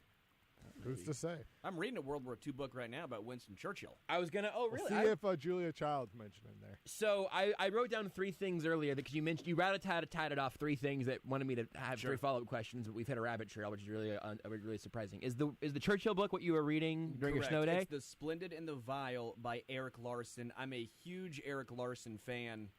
This one's, I'm about 100 pages in, and it's about Winston Churchill taking over for Neville Chamberlain. Yeah. And then about how France falls, and then basically I'm at the part where Great Britain, yeah, spoiler from 1940. Thanks a lot, Sterling. How does it end? Yeah, go ahead. I'm not there yet. I have no idea. But he's trying to get FDR? Yeah, FDR that seems right. to come over and help out. But Is the United he able States to? Well, I don't know. Don't spoil it, but U.S. they're sitting on the fence. They're doing an isolationist So, approach right this second. Julia Child was asked to solve the problem of too many OSS underwater explosives being set off by sharks. So her solution was to experiment with cooking various concoctions as a shark repellent, which were sprinkled in the water near the explosives and repelled the sharks. Still in use today, the experimental shark repellent marked Child's first foray into the world of cooking. She was still cooking. For her services, she received an award that cited many virtues, including her drive and inherent cheerfulness. I know it's bad radio, but my jaw's on the desk. Yeah. Did you say that was her first foray into cooking? Yep. She started cooking not for people, but For against You're against sharks. Yes, against sharks. You would not want to be on her bad side if she's making a meal. No Here's your kidding. shark repellent. No kidding. Wow. Yeah, Mount Rushmore. That is a Mount Rushmore. Those are accomplishments, man. I wrote I think it was my last high school paper, a whole research project. I was on Winston Churchill, so it's long gone now. But I have a knowledge base and appreciation for Winston Churchill. Although look, it was long enough ago that everything in this segment, I think we could probably there's some off the field issues. But it's interesting. Would you say that the book in particular has been good? Oh, it's been incredible. If I'm Eric excited Larson about is one of my favorite historical authors. He wrote Devil in the White City. I've heard of Chicago. That. Yeah. A lot of people read it in high school. Okay. I actually forgot how to pronounce it, but The Sinking of the Lusitania. You blew through it so fast that I would not have corrected you. Which basically helped propel the United States into World War II. You also had the one talking about Galveston, Isaac Storm. Galveston could have been a massive, prospering city in Texas, but they got hit by basically a whole bunch of natural disasters, and and that's how the hurricane finder helped come into play, because they're like, hurricanes, they're not going to get us. And then it was like Dominican Republic or Cuba was like, hey, heads up, hurricane's coming. Hurricane's on the way. We don't trust your systems. We only use our systems. Yeah. It didn't work. It's shocking. That seemed like that's where that was headed. So that's very interesting. Julia Child voiced Dr. Julia Bleeb in one of my all-time favorite movies growing up. We're Back, A Dinosaur Story. It had John Goodman in it. She was a voice actress in like one of the all-time greatest animated dinosaur movies growing up. It's incredible. What's your frozen pizza brand of choice? This was the one with it was like Screamin' Pepperoni. Yes. What's it called? The Screamin' Sicilian, I think? Something like that. It's the something like first that, yeah. time, or maybe it's called Holy Pepperoni or something like that. I think the brand is something Sicilian. Something Sicilian. They have a mustache on the Screamin' Sicilian pizza, yeah. It was incredible. First time I ever had it. It's good. Picked that bad boy up at Hen House. On sale. I am 100% getting that again. That was chef's kiss. Did you pop the mustache out of the back and put it in your nose? I was on the phone with my mom, and I turn around. My girlfriend has it. The mustache sticking out, and I'm trying to talk to my mom about something. It was hilarious. I'm scrolling through my Instagram currently because I'm pretty sure I've got an old picture that is on here somewhere of me with a mustache from this frozen pizza box. Hen House does have like some of the best like frozen. I got one time. It was like a grilled chicken one that had like the cauliflower crust. That was like one of the best things I've ever had. Rudy's healthy. That Screamin' Sicilian brand is excellent. My nomination for anyone in the frozen pizza game. Costco sells their box of 4 frozen pepperoni pizzas individually wrapped, but all in one box together. Are you shaking your head at me because you haven't tried it or because you've tried it and you didn't like it? Mid-tier. Wow, you're so wrong. Now look, I will take a little shaker of Italian seasoning, throw that over the top a little bit. The crust, put it straight on the rack. Of course, I would hope. Okay, you're a cultured man. Maybe we'll be able to work through this. If you put it on like the rack, if you put it on like a pan, this might have been the end of our relationship. You're soft. Yeah, you're Charmin Ultra Soft. But the crust gets almost flaky if you leave it. Maybe you're not cooking it long enough. Also, I don't know. I get it crispy. I like that bad boy. It's a great frozen pizza. The Screamin' Sicilian one, though, I have absolutely no argument against. And then California Pizza Kitchen has some really nice ones as well. It's been a minute since I've had their barbecue chicken one. I like the California Pizza Kitchen barbecue chicken frozen pizza. What about shakaroni? I've not had the shakaroni. I've seen tell of it. I've not had the shakaroni, but we have we used to talk about the shakaroni. I think we used to talk about getting a shakaroni for the show and then like eating the shakaroni with the show going on. It never happened, obviously. But here's a picture of me and my friend Joel from 2015 with 2 of the Screamin' Sicilian pizzas. Are you the singer of Taking Back Sunday? I wish I could have been. I would have loved that. Yeah, my hair's longer in this picture. I've got I think this hat on this picture, I think, is actually in the office over there right now. It's one of my Vans Warped Tour trucker hats. I still definitely have that shirt. And I can't even be like, oh, we were drunk because I was, 2015. I would have been 20. Yeah, I would have been 20. How did you answer that faster than I did? Final question. He's good at math. From what you said earlier, what temperature do you keep your house in during the winter? I've seen this going around on Twitter. This is important to me. About 73. 73 during the day, 74 if I'm just real cold and trying to hang in the basement, but typically 73, and then at night, 69 to 70. Sorry, what do you do at night? That sounds temperature-wise? 70. So, sorry, I can't make jokes with you. Sorry, so you said that at night you go with... What do you do at night, Sterling? I'm trying to write it down. Sleep, Rudy. Yeah. We were talking about temperatures, and you said a range of numbers. You said a range of numbers that you put it at night. 69 at to night. 70. Okay, 69 at night. 73 during the day. Yeah. How's that? It feels very normal. It's a little high for me. It's a little high for me. I like a chilly. I don't mind the house being chilly in the winter. I like wearing sweaters and hoodies around the house. Right? I'm not trying to wear a tank top during the winter. I'll do that in the summer. You're not rocking a tank top when it's 73 in the house. My office gets a little toasty. I actually will sometimes, but I don't mind it being a little cold, so I can warm up. I like to be warm when it's a little bit chilly. It doesn't feel the same to wear a hoodie in a well AC'd house during the summer. It's a totally different. If there's snow outside, I want to be wearing a hoodie. That's sort of where I'm at. So I will leave it at. I would say most of the time I'm between 65 and 68. almost a full 10 I would degrees. not last a half hour at your place. That's true. For a number of reasons. My digits would be frozen. Yeah, my hands do get cold. I do get. I'm not chilly wearing gloves fingies. in my house. I do occasionally wear gloves in my house. See, that's horrible. That's and people are like, in our I'm basement, saving there's- money. My house is Oh, on no. 82. No. I'm not saving $6. If my option is save $6 or have to wear gloves in my house, I am spending that $6. I am saving money during the winter because I would rather it be a little chilly in the house. And again, if it's like yesterday, snow everywhere, the whole house was made of icicles, I bumped it up to 68. I'll occasionally touch 70 if I really want to get the heat moving. But I spend my money in the summer because if it is 90 degrees outside, I am chucking that sucker down. Oh, no. If it's 90, turn it off, throw the windows up. At and 90, bake. you're a pervert, Not at night. Sterling. Not at night, but during the day, a sweatbox, baby. In your home? Why not? Why? Why do you want to sweat indoors? To get in my beach body shape. That's not how that works. If you He's wanted always to say, ready for a beach, man. look, if your point was, hey, I don't want to have to wear gloves inside. I totally get it. I don't have to sweat inside. But though. when it's hot outside, you know how good that beer tastes.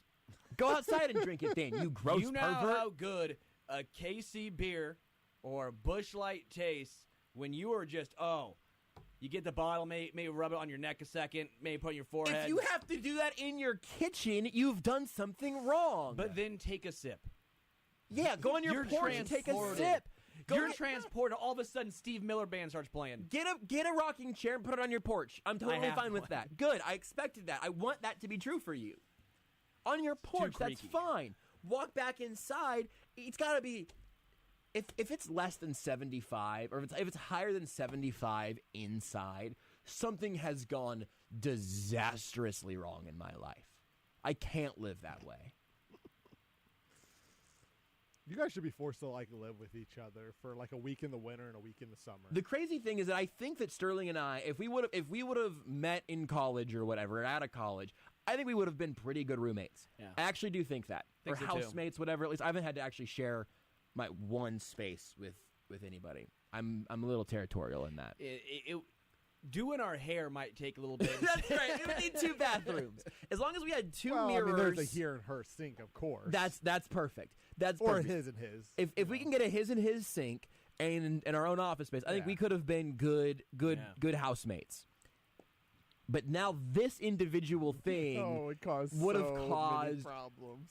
It'd have been the slight where you walk by, you bump it down, Yes. I come by, bump it up. Sterling leaves for work, and Josh is cranking it down. When Sterling gets back, it's just an icicle, so he cranks it up. Yes. And it's just this constant back we and do the forth. same thing in the radio studio. We to be literally honest. did we it do together. yeah. Yes, no, this happens. This happens because whenever I come in and I do the home stretch on ESPN Kansas City, 1510 AM, 94.5 FM, I come in here and it is a toasty guy, and I looked over at the little slider earlier when I came in, and it was up very near warm. Whenever I walk into a studio, I take that slider, I pull it all the way down, I hit that little red button. If it's hot when I walk in, that was the case here tonight in the studio. So we have actually done this to each other.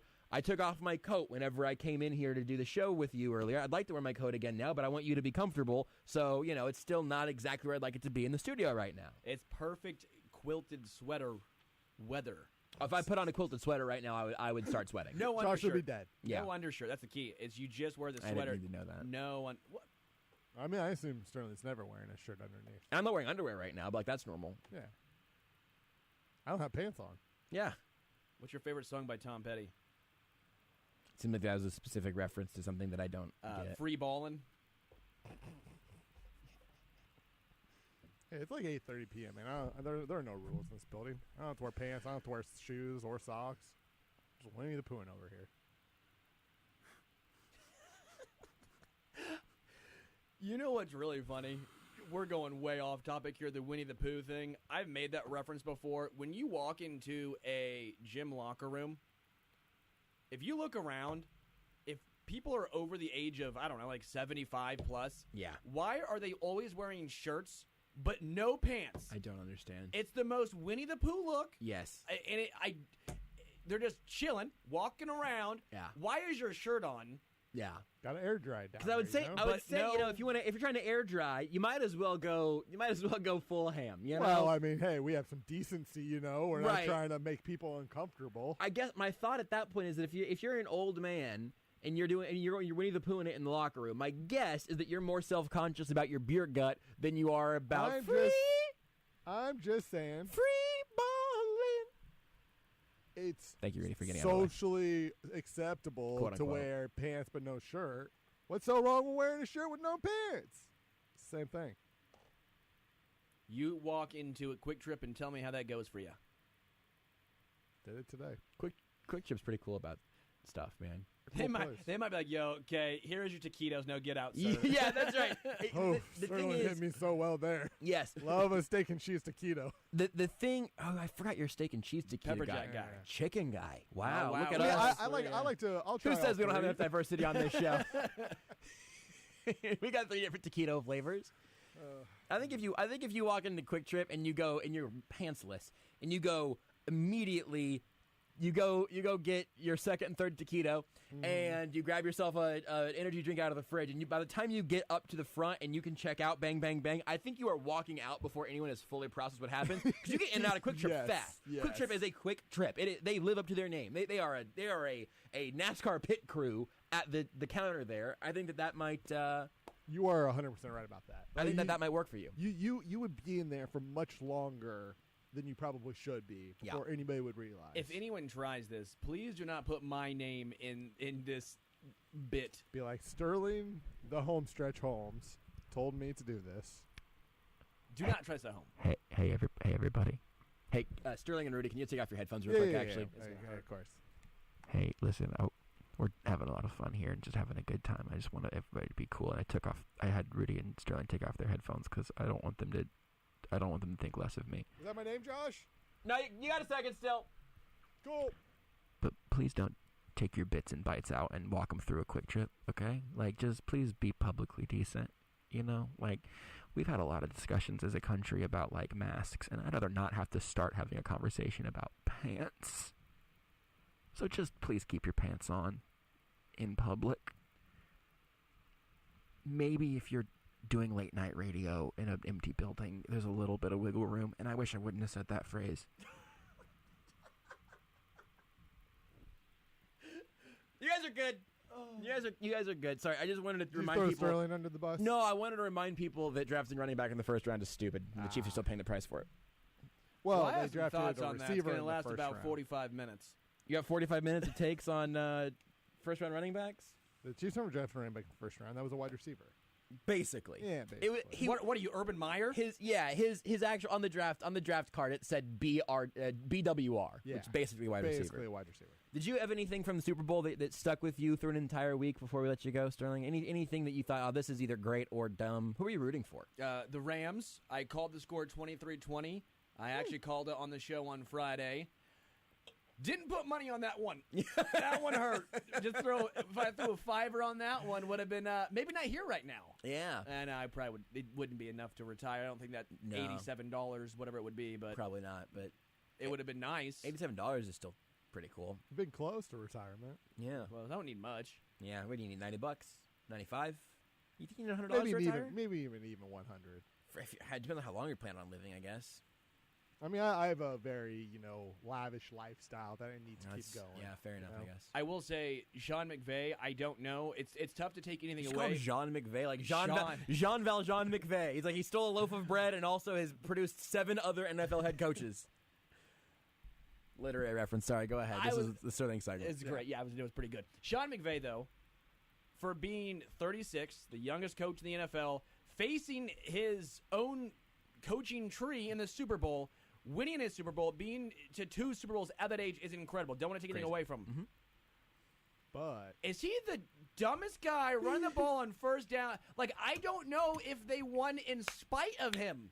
They ran for 1.6 yards per carry, and they're like, let's keep feeding them, baby. Keep feeding them the rock. Cam Akers. They were so determined to run the football. Cam Akers, the dude who fumbled twice and almost lost you the game a couple weeks ago, and you're like, yeah, we got to feed this guy. He needs to eat. Mind you, who tore his Achilles before the year even started.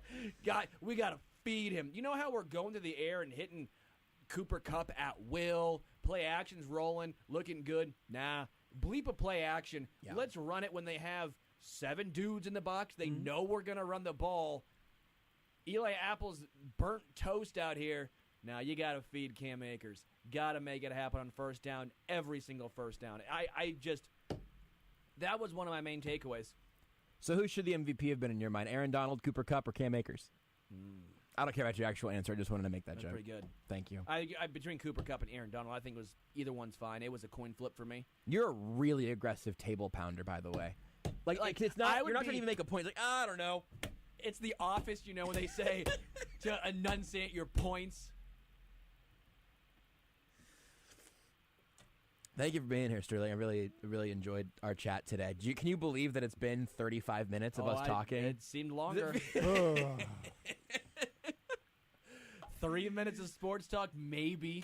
I don't know. I had a good time, though. I had a good time. Celebrity chefs, if that's not a sport, I don't know what is. You just sunk a plastic cup in the trash can, too, from range, from downtown. Oh, bleep. Harden Simmons trade. Our resident Sixers guy. Give me that. Give me your. Are you happy? I actually wanted to talk to you about this since like a week, since the trade happened. Yeah, you got time. Okay, absolutely love it. I think this is great for both teams. Not always do you get a win-win trade for both sides. Simmons was not gonna play again. That was Brisco, not me. Simmons was not gonna play. I see. I'm like Italian. I season my takes. I season them. You're the screaming Sicilian of this show, and so. For me, it's a win-win for both teams. Ben Simmons was not going to play for the Sixers. Embiid basically came out and called him soft at one point, throwing Charmin Ultra Soft toilet paper on, and most people assumed that was in reference to Ben Simmons. James Harden wanted out of Brooklyn, was not going to play, or if he was not going to play hard for... Oh, he was done. He was done. He had a hamstring injury. I would say he's a hamstring injury. Yeah. But my point was, the fact that Daryl Morey was not going to take less than getting a superstar back for Ben Simmons... holding and it actually working out because for a while everyone kept saying, oh, you couldn't trade anything and they're not going to get anything back for Ben Simmons. You're just tanking his value.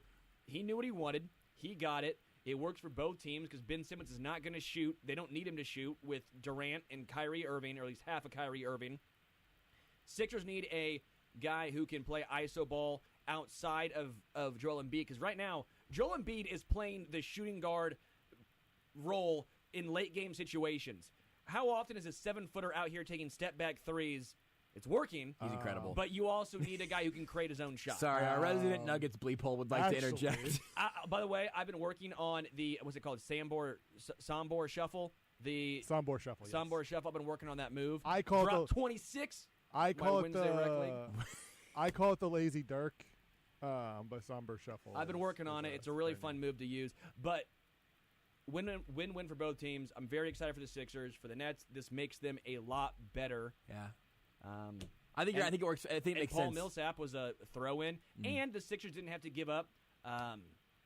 The long-armed should have been Defensive Player of the Year, top 3 at least. Matisse Thybulle. Yeah. Or also Tyrese Maxey. They kept their guys. They got rid of a Seth Curry, who was a solid player, but he's also getting up there in age. It's not like if my chances are Seth, Tyrese Maxey, or Matisse Thybulle, I'm taking those two and giving up Seth. So it was a win. The Nets also now have the market on players who refuse to take shots. Ben Simmons and Kyrie. Pretty good. Yeah, it's pretty good. Who also is not vaccinated, by the way. Ben Simmons? Ben Simmons is not vaccinated, so he also. No. Is that true? Is that not true? That would be a bigger story right now, right? No. I've literally seen people talk about that. That he was. I'm fairly certain. Not maybe 100%. I'm wrong. I've just seen people talk about that. I will have to look because when it first dropped, someone clarified. And maybe that was the case. I'll have to look again. Don't quote me on this, but I was fairly certain I looked because that was a big question that was potentially going to be a holdup, but apparently. February 1st, 2022, NBA rumors, Sixers Ben Simmons changed vaccination stance per report. There we go. Okay, that's not from one of the accounts that has currently been toasting everybody for the last 3 days. No, yeah, this is from Yahoo Sports. Are we sure it wasn't a Chiefs? site. Yeah, I was actually about to say I can't believe Eric Bieniemy told Ben Simmons not to get vaccinated. And then on February 2nd, the next day, they also had this. It's Yahoo Sports, but it's from NBC Sports. Dan Feldman report Ben Simmons has gotten vaccinated. There we go. All right. So he took one of the types of shots he needs to be taking. He's got one shot down. Yeah. We'll see if he I can learn to also take some loved more. when he said playing with Kyrie and Kevin Durant, it's going to be scary was what he said. And now my thought was, man, hasn't even taken the floor. He's already scared. Well, to be fair, he only gets to play with Kyrie about half the time. You can listen to the Homestretch weekdays 3 to 4 over on ESPN Kansas City, 1510 AM, 94.5 FM. You can follow him on Twitter at HomestretchKC, also on the Arrowhead Addict podcast. Sterling Holmes, thank you for being here with us. Go put your robe back on. Go read a book, make some frozen pizza, make some more jokes at Ben Simmons' expense, and we'll talk to you next week. It's a lock. Thank you. Old man Winter, step aside. It's time to turn up the heat with Hy-Vee. When the thermometer goes up, your fuel savings do too. Shop Hy-Vee on Monday to earn fuel savings equal to a high temperature on Sunday, based on the amount you spend. It's easy. Save 50 cents a gallon when it's 50 degrees on Sunday and you spend $50 on Monday. Watch Gary Lezak's forecast. Swipe your fuel saver card and heat up the savings at your Kansas City area Hy-Vee. Must use lookup code 95393 with qualifying purchase. Some restrictions apply. See store for details. The best deals at the pump happen when you shop the aisles of Hy-Vee with help from KSHB 41 Weather. I'm Chief Meteorologist Gary Lezak from KSHB 41. Watch Sunday night at 10 for our official high temperature. Whatever it was on Sunday means you save on Monday with your Hy-Vee Fuel Saver card. If the high was 45 degrees, you save 45 cents a gallon when you spend at least $45. Watch KSHB 41. And save money at Hy-Vee. See store for details. Hey, it's the Drake, Operations Director for Sports Radio 810 WHB. We're in need of a few hourly board operators, the people who make our stations go and perform all the behind-the-scenes magic. If you love how we deliver sports to Kansas City and would like to be an important part of what we do, mostly nights and weekends, send me an email, jasonjustice@810whb.com. Experience in radio or audio editing is preferred, but we're willing to train the right candidates to work with our winning team. Union Broadcasting is an equal opportunity employer. Kansas City, we are proud of you for 4 straight years in the AFC Championship. We went 14-6 overall this season and had a blast watching every game. Kansas City is going to continue to break records, and we will still be lifetime fans of our boys in red. We will still be committed to this wonderful team that has given our city a much-needed championship. Speaking about lifetime fans, I am a huge fan of Roberts Robertson Chevrolet Buick GMC. They're one of the few dealerships in the Kansas City area that offers a lifetime warranty on new Chevrolet Buicks or GMCs. This includes the top-of-the-line Silverado, GMC 1500 trucks, and all the best that GM has to offer. They're working hard to keep inventory up with over 60 vehicles on the lot ready to roll out today. If you're even thinking about getting a new vehicle, make sure you get the lifetime warranty at Roberts Robinson in Excelsior Springs. Go to robertsrobinson.com or Facebook Roberts Robinson. Tell them that Grunny sent you. At City Rent-A-Truck, if a ladder won't cut it for your next commercial project, they've got you covered with their new bucket trucks. With a 44-foot working height, their bucket trucks are the safest and most effective solution for aerial work. Features include onboard air compressor and hose reel, side panel storage compartments, and heavy-duty towing package. You can check them out online at cityrent-a-truck.com. City Rent-A-Truck. All the truck, all the utility, none of the cost of ownership. City Rent-A-Truck. Work ready on demand.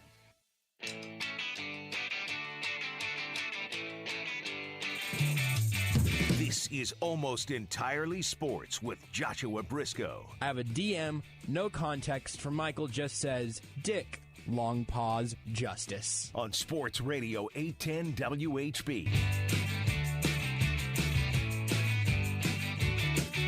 Thanks again to Sterling Holmes. You can hear him on the Homestretch at ESPN Kansas City, 1510 AM, 94.5 FM. Every weekday over there. I always appreciate talking to Uncle Stu. We talked a little bit about actual basketball for like a second. I really did actually mean to talk to him more about the Harden-Simmons deal than we did because he worked for the Sixers for a little bit and is our continuing Sixers fan. We started talking during the break, and Rudy, unsurprisingly, you have MVP opinions around the National Basketball Association, and I'm willing to hear them out in the confines of this segment. Yeah, I mean, I don't think it's anything crazy. Jokic is the MVP. That's it. So I'm not over. so. See everybody going home. All right. That's gonna hit the music, and that's the end of the show. That's it. So I mean, but at this point, yeah. we are at a point where it is almost certainly Embiid or Jokic, right? Yes, Like that yes. that has to probably be the argument. Even as it's funny that I'll sneak my biases in here. Chris Paul has been too good for Devin Booker to be MVP, and Devin Booker's been too good for Chris Paul to be an MVP candidate. It's the when you have two players who are playing at an MVP caliber. Yeah, it's they steal votes from each other thing, right? Yeah, and they steal the spotlight too a little bit. Yeah, it is kind of funny that in an era that is clearly based off guards, or was. Super teams. There is like almost a shift to more the big men, right? Now, these are not traditional big men. Jokic is essentially a point guard who happens to be 7 foot tall. Right. Joel Embiid can hit step back jumpers. Giannis is just a thing we've literally never seen before in the history of the sport, right? Like they're the freak alien evolution of really. You could go if you want to talk about big men, putting them in air quotes. It's Jokic, Embiid, Giannis, and Kevin Durant. Like these enormous aliens that can also shoot from anywhere. Anyway, I talked to the guys in Phoenix, and instead of either of them winning MVP, we agreed that we're just going to win the finals this year, and we'll just settle for that. I think that might be. I think Devin Booker would be fine with that trade. I do too. Yeah. I definitely think Chris Paul would be fine with that trade. You want to talk about our stupid Matt Stafford conversations that we were going to get sucked into at every turn because we can't help ourselves. Chris Paul shouldn't even be playing basketball. Did you see the violent act he committed against that referee? Yes, last night? the violence incited by the referee. The referee was looking for a fight. Chris Paul had the audacity to defend his honor. Just to bump into him, and all of a sudden it just the most innocuous just like bump into it. Two people are just walking, they're just not, they're looking in different directions. Oh, sorry, but my bad. I think I do that on the streets like at least once a week. Here's and the you question. just say, sorry, hey Siri, do you mind? You just say, you know what, my bad. And it's like, oh, sorry about that. Everybody, we go about our days. And this dude was just like, no, it was the equivalent of you bumping into somebody on the street and then just decking you. It's Groundhog Day. It's Ned Ryerson. Pow. It's that. Here's a question. This is much more AES than the last few minutes have been. Softest referees. Which sport has them? Oh, it's NBA, right? Well, see? So I thought about this while you were talking. I went through my own answer. I thought it was NBA, but I'm not sure. It's NBA or baseball. Because the one thing with baseball where I can't go over with or get over is just the fact that they wore armbands in solidarity of being harassed too much. Forgot about that. Yeah, and that's pretty soft. So, and here's the other thing. I'm thinking also about look at me, like flamboyant refereeing as well. I think for the most part, NFL refs probably would rather not actually be seen. Yeah. Oftentimes, they still make what I would call bad decisions that end up getting them pulled into that spotlight. It never fully feels like it is we're trying to get the spotlight the way it does. Right. I think the way it does in basketball a lot. Like I would say basketball has the most flamboyant referees. Also, some of those calls, a block and charge call, there's a lot of action in those pelvic calls. action. Yeah. When we were at Lakers Bucks in LA at one point, LeBron makes a play. I think he got fouled actually, or I thought he should have gotten fouled. Mm-hmm. He comes down, he points at the ref as in like, pay attention to this, please. LeBron's arm is still out for a brief point as he's getting teched. He's getting teed up in like an instant, which is incredible. But quick counter argument. Strike one. Strike two. Here we go. Pitch. Hee-haw! Ha! Like you do. MLB umpires, home plate umpires, have a choreographed punch-out routine. Even some first base umpires, right? Yeah. It's a huge... I think there's something special about that. Because also, you ever see a first base umpire miss a call where there's the runner's foot hits the bag just a second after the ball gets there. Yeah. And he gives you a big safe. And then, they show the replay, and then they go back to the ump, and he's always standing there, arms crossed, just standing as stoically as anyone's ever stood, just like, what are you going to do about it? I don't know. I guess you have replay now, but I think it's NBA refs, but also I think they have the hardest job because that's a bleep ton of running for a long time. Yeah, they are guys in relatively good shape, but they're trying to keep up with the odds. Right. Which no other NBA player can do. That athlete doesn't exist. Yeah, those men and women are very athletic. Or most of them are athletic, and it's just they pale in comparison compared to the people they're trying to keep up with. It's just you've got your Ed Hockley's, you got your NBA refs, you've got Joe West. I mean, just a lot of really pristine pictures of health. We'll talk to our pristine picture of health, Mick Shaffer, 41 Action News. Oh, nope, KSHB 41. I slipped up. We'll close out the week with Mick next. You are listening to Almost Entirely Sports with Joshua Brisco on Sports Radio 810 WHB. Hi, Tyler Reed. Reed Buick GMC had a record December, and you know what that means? We have fresh, clean, local trade-ins priced right and ready to sell. SUVs, trucks, minivans, domestics, and imports at market-based pricing you'll have to see to believe. Visit ReedBuickGMC.com today or call now 800-291-9406 to check our latest availability. There has never been a better time to buy a great used car, truck, or SUV. Reed Buick GMC is values driven. Hello, Missouri. Switching to Geico is a good idea, especially when you consider everything. First off, Geico makes it easy to switch, and you can contact your local agent for personalized assistance. But having a trusted insurer in your life could make you feel so secure that you'll want to do something dangerous like run through a cactus patch, and that never ends well. Well, if you switch to Geico, you could save hundreds on car insurance, and you could keep saving by bundling your motorcycle, boat, and RV, plus your home or renter's insurance. But saving money might make you want to giggle gleefully, and when your mouth's open, a stray acorn could fall in there. It happens a lot, actually. Well, they do have an industry-leading mobile app you can use to pay your bill, file and manage a claim, or add a new driver. And they offer discounts to military and federal employees. And that might make you so happy that you start whistling all the time. Who likes whistling?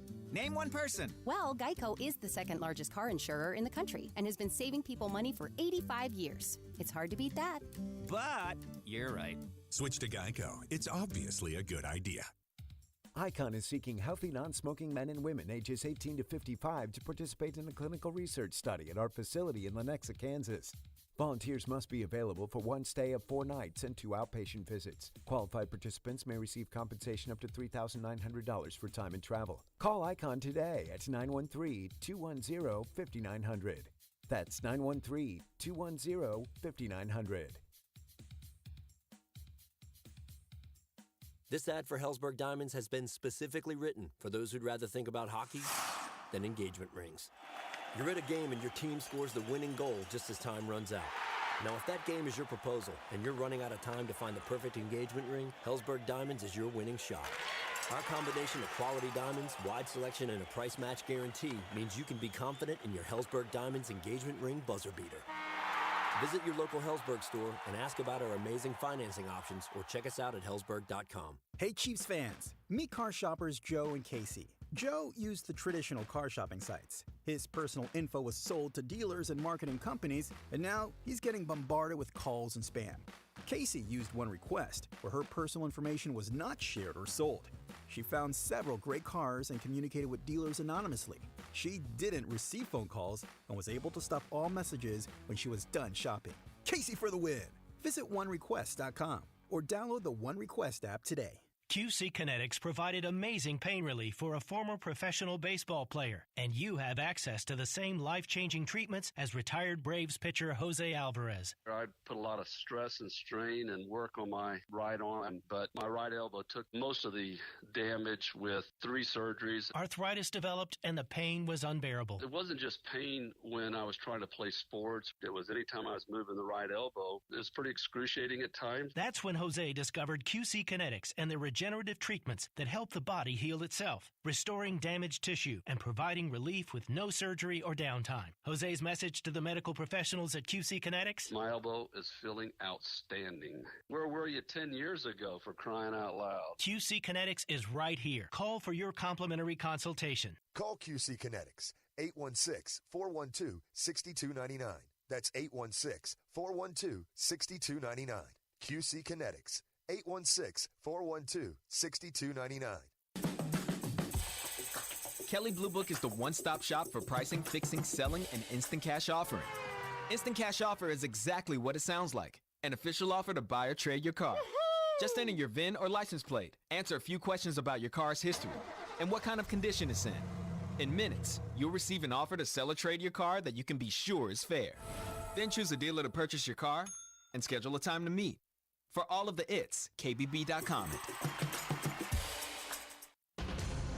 The NASCAR Cup Series. 40 cars come down to the line. They call it the Great American Race. Season gets underway in Daytona. Keselowski's in line. Now he turns him. Both Team Penske cars crash. Keselowski is up in a ball of flame. It's the Great American Race. It will be a victory by mere inches. McDowell wins. The Daytona 500. Tune in for live coverage of the Daytona 500 Sunday on Sports Radio 810 WHB. Sports talk powered by fans. Sports Radio 810 WHB Kansas City. The power of sports. This is Almost Entirely Sports with Joshua Brisco. Mick Shaffer, not a simp. Next! On Sports Radio 810 WHB. Closing out the week with Mick Shaffer, KSHB 41, and we've been sitting around shooting the nonsense, as they say. That's the phrase, right? And honestly, because of the way a text thread with me and Rudy and Todd Lebo was going earlier today, I was a little bit worried that we were at a point of jumping the shark with Wordle, and then we all talked about it for 15 minutes, and I feel great now. I feel like we're back on the Wordle train. Not yet jumped the shark.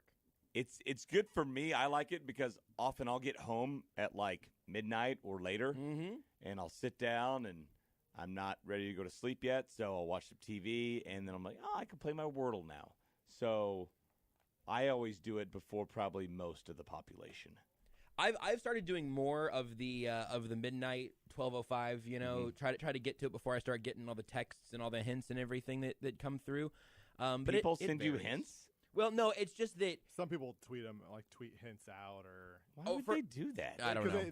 They're being clever. It's like, I'm not going to give away the word. Like when it was moist a while back, they're like, I'm not going to give away the word, but a lot of you people are going to really like it, and then they might have like a little water emoji. And even then, gross. Even then, I'll just in the group texts, somebody sends you theirs, and you've seen them struggling on the first letter over and over. You can figure things out pretty easily. I try not to do that, although I definitely did start doing that the day that it was aroma for most people, and I've already forgotten. We were just talking about it. Agora. Agora for me. That was Agora and Noel both really got me. There was a day in our text thread where, and I think I can't remember if I was the second one to get. Lebo's always the first. I can't remember if I finished it before you or not, but it was a day in which I had to help somebody move some stuff, and that was the day the word was ulcer, and I was like, I got one of these today.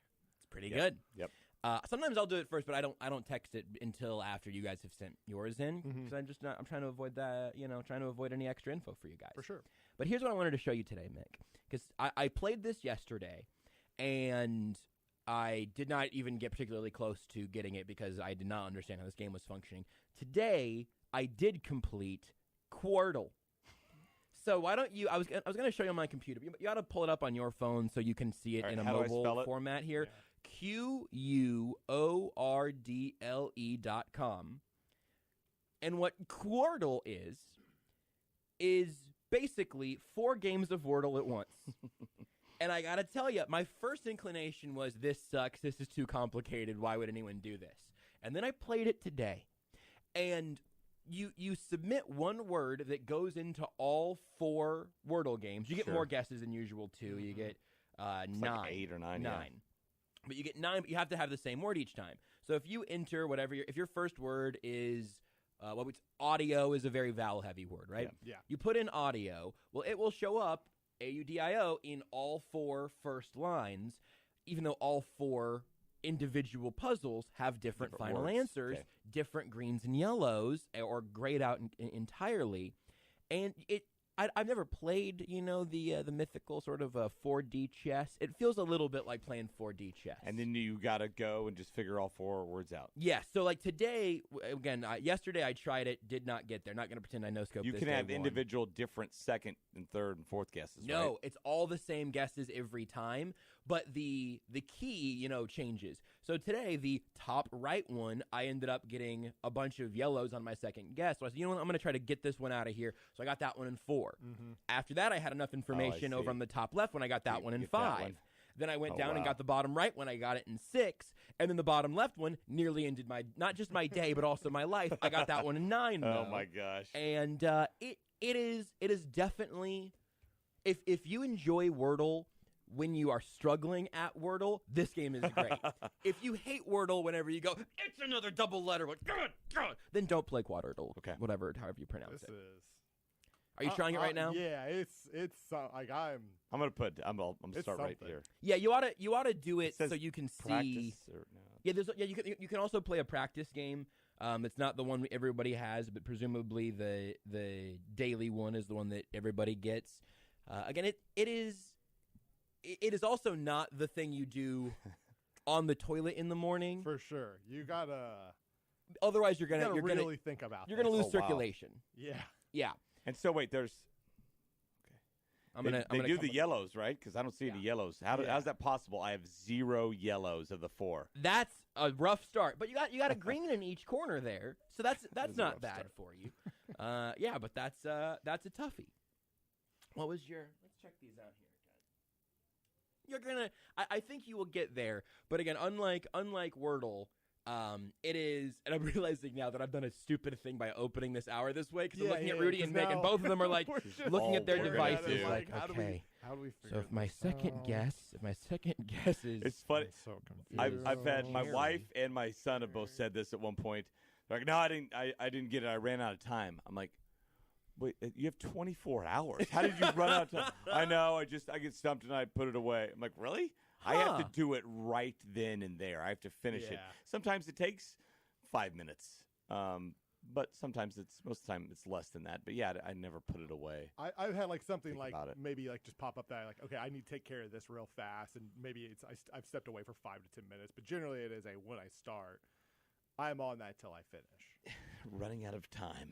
I on the day of Agora, I did 3 guesses, I think, at right after midnight, and I was doing it laying in bed, and I was so stumped. I just put my phone to sleep, went to bed, and tried again in the morning. Yeah. Just picked it up from there. I didn't start over, but I picked it up from my third guess or whatever, and had this sort of drag through. I find like that nonsense. the easier words are sometimes harder in that, like, for instance, a couple days ago, the word was shake, but people wrote share, shape, Yes. shave, and it takes you a while because there's so many options there, and maybe you don't have the H. It's steak, it's spate, it's something like, there's a lot of options for a lot of those letters there. So sometimes the harder words are easier just because there's no other options. Yeah, got a quadrant down. You got a whole word? I got one word. How many guesses did that word take you to Don't get tell to? me Got me because to I put it 4. away here. So on guess 4, you got one of the quadrants. Yeah, and Great. another quadrant, I have 3 of the correct, letters in the right spot. See, so. I know we could get Feeling you on pretty board on good. this one. It's gonna take you a little bit. There was something else I was gonna mention. I can't remember what it was, which is pretty fitting. Got distracted by. Second one, but. So yeah, like when on the day of Knoll, Knoll, where I really thought I was not going to get it. Yeah. The issue was I was at a point, and this also happened in one of the quadrants of this Quardle today, is that eventually you end up at a point where you don't have real words that you can submit, where I think there's a chance that Knoll was the only thing that I could have actually put into that line. So there's a little bit of a safety net unless you end up on shake, shape, whatever, and try to, shuffle through one letter being off. It's a good game, though. We're still We lot haven't of people jumped are the shark playing it. yet. Not yet. My streak's in the 40s now. Yeah. We've been playing this for over a month. I'm in the 30s, yeah. It's a pretty good I think game. I'm right at 40. I'm glad that it stuck around. Have you played any of the other iterations of it? Worldle or Loodle I've or any seen of those? Worldle, and it's tough to say. I can't imagine really having tough. to play it. Yeah. But I love geography too. I love this is made for me. Oh, I love letters and spelling and geography, and so yeah, I'm down. I'll play it. Yeah. So now the issue is that I do want. I love looking at my phone. So it's some of my perfect. favorite things. Do you have to, if you're like listening? You know what? I don't actually know what your like headphone situation, your day-to-day life is. I know for Rudy and I, there is an earbud in or a headphone on. I'm not kidding. The majority of my waking hours, unless maybe if you didn't count like watching something through speakers, but there's an audio product going into my head. The majority of my waking hours. Do you have to pause that if you're going into Wordle mode? Today I did for Wordle. I had to eventually pause the podcast I was listening to focus in. I don't listen to podcasts. I don't have stuff in my ears most of the time, but I will do it watching Succession or something like that at night. I haven't watched Succession still. It's come up so many times. It seems like a wonderful show. It seems right up my alley. Wonderful people. Yes. Yeah, a fabulous time. I just. It also, I feel like it's very down to earth, right? Right. Like, yeah. the average person goes through their issues Absolutely, on a daily basis, or really connects.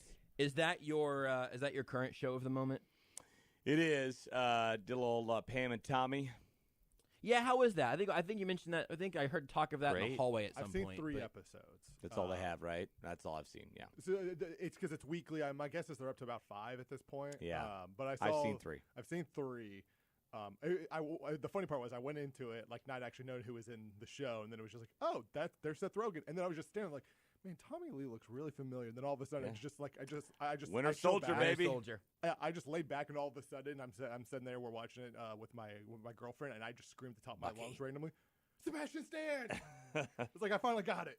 And then Ron Swanson shows up, I believe, right? He does. Nick Offerman is in there. He does. I have not seen any of it. I have seen, but I know the cast very well because the direct midpoint between, or not a midpoint between the hotel we were staying at in LA and the convention center were some enormous posters of Sebastian Stan and whoever the woman is that's playing Lily James. Lily James. That's right.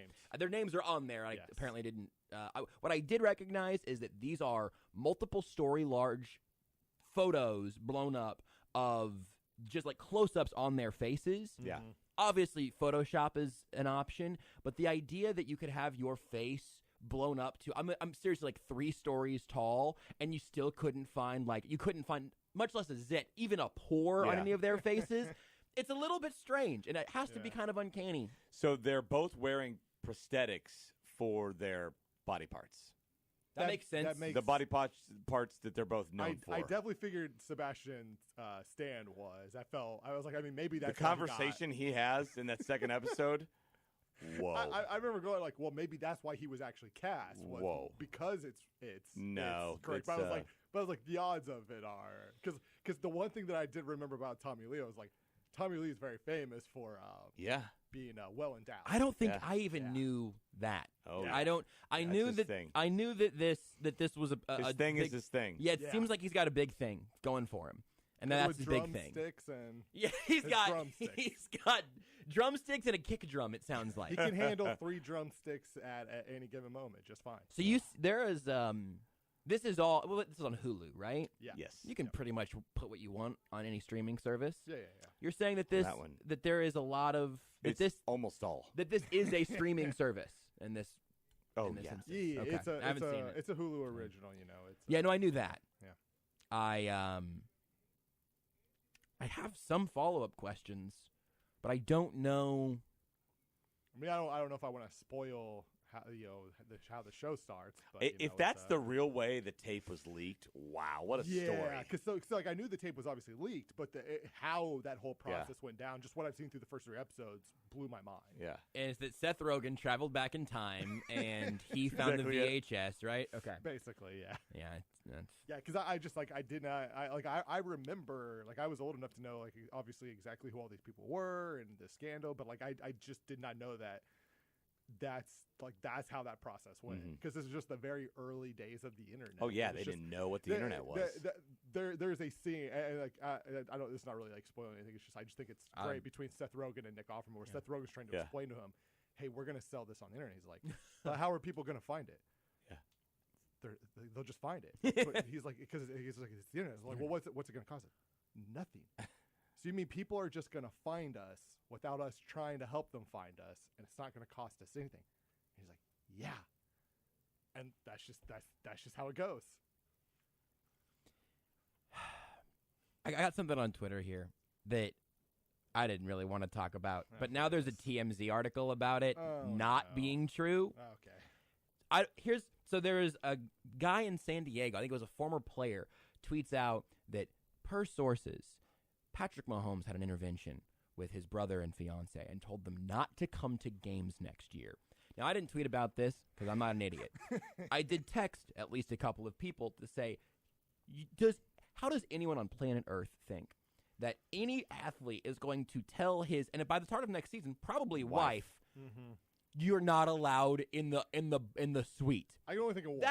That go ahead. Aaron Rodgers. That conversation for any other quarterback is simply, it's not happening. We talked about this some last night with people being mad at Kelly Stafford also. Like, the idea, I would like to think that in most relationships, you would want your spouse to be there to celebrate, your kids to be there to celebrate, winning the Super Bowl and all of that. Yeah. I don't want to talk about that because it is now multiple people. Verderams tweeted about it. TMZ literally has a tweet says, no, Patrick Mahomes did not ask Brittany Matthews and Jackson to stay away from games next season. Because, obviously, my question to you, Mick, is can you believe that it's only February 18th? Well, you guys should be thankful because there's no baseball going on right now, college basketball, meh, whatever. You have these articles coming from nowhere, almost literally, to talk about, to chew up your 4 hours. It's almost like maybe some sports talk radio guys wrote them. Oh, all right. So you think that I'm the source that texted these people? No, oh, okay. Maybe one of your brethren, though. You want to name names? I know the Chiefs article guy person. Oh, was it Beers McFly? Nope. He's a little shady to me. No, there's nobody here, and nobody Jason, really in the sports radio industry. I mean, what's he doing? What's he doing in that back room? Jason doesn't seem like a big blogger. I see Beers always on his computer. That's true. He's not paying attention during shows. That was written too well for Beards. That's a good point. Yeah. That's a great argument. Yeah, for Corey as well. Yeah, it's just, I don't know, man. It's a weird, like, again, we're a couple days into the real offseason. Well, I'm going to ask about the Super Bowl at some point because that happened last weekend. We are into the week after the Super Bowl, and we are here. Did you see what is going on? What's funny to me is that, like, and we talked about it on the Zone all day today about, kind of like how to fix the Chiefs. How do you get them back? And like, and with all these stories this week, it's like the fall of Camelot, right? And I mean the whole house is caving in. They should have made the Super Bowl. They were up 21-10. Yep. They were the best team in the AFC once again this year. They had a bad half. They choked it away. However you want to say it. It's not like this whole thing has to undergo this major overhaul, right? The Rams have plenty of flaws. They were just kind of the team at the end. Things broke right for them. They played well. The other teams didn't play as well when it happened. They were the one of the bunch of like 7 or 8 teams that could have won the Super Bowl that won it this year.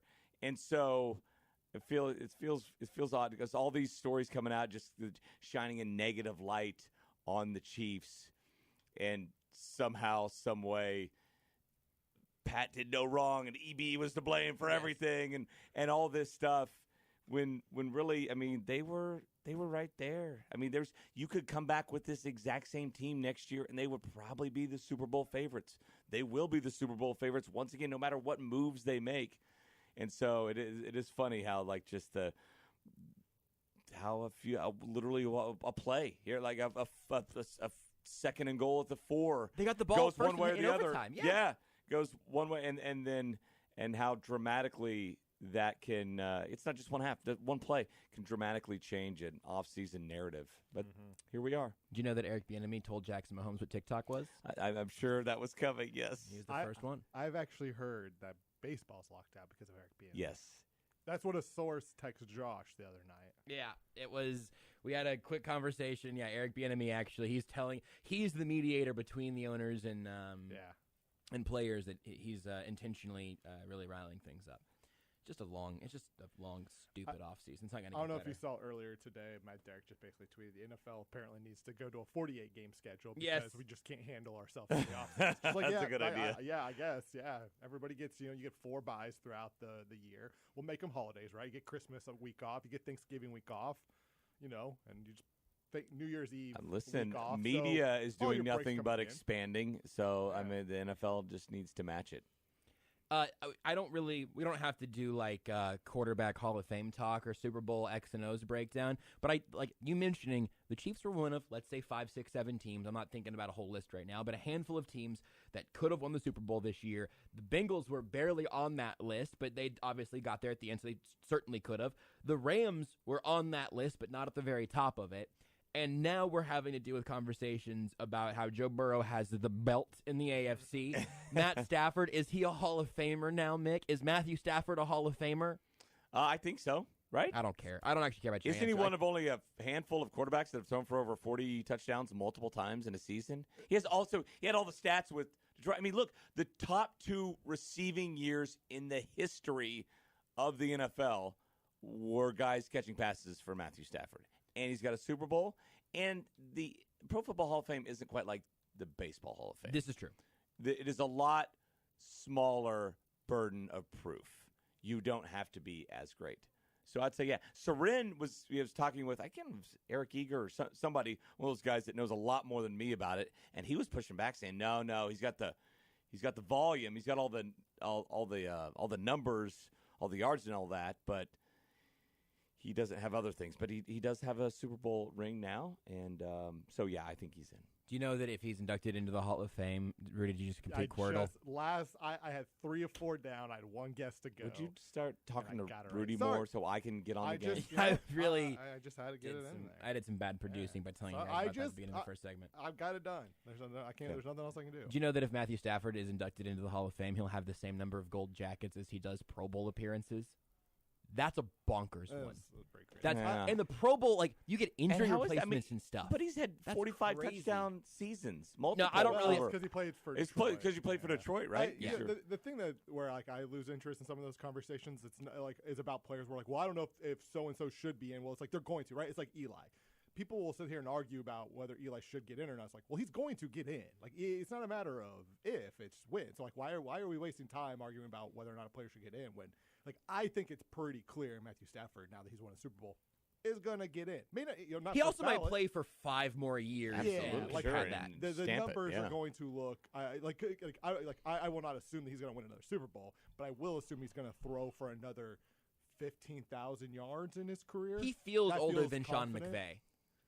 Are they probably about? They're about the same age. Yeah, right? I mean, Stafford's a little younger. This is his age 33 younger? season. Okay, a couple years younger. God, he's only 33. I would have guessed like 35. Stafford's going to throw like another 20,000 yards. No, I think you're right. I also don't really want to have this conversation, and yet I started it, and now here I am talking about it. But if you're gonna do like quarterback in the Hall of Fame conversation, yeah, I've done a bad job. Josh has complained about in this segment. You brought to all of us. Totally understand. Look, I'm self-aware enough to understand that I am my own worst enemy here. We have a liner of me explaining that I am every member of the 2018 Pittsburgh Steelers or whatever. But you can do. Yeah, he's Ben Roethlisberger, Le'Veon Bell, Antonio Brown, and also Mike Tomlin, barely holding it all in check. Yeah. If you're going to do quarterback wins with a Z for hey, he's got a ring now, he also currently has a sub-500 career record as a starting quarterback. Like, and again, you can go Detroit, but does he get blame in Detroit?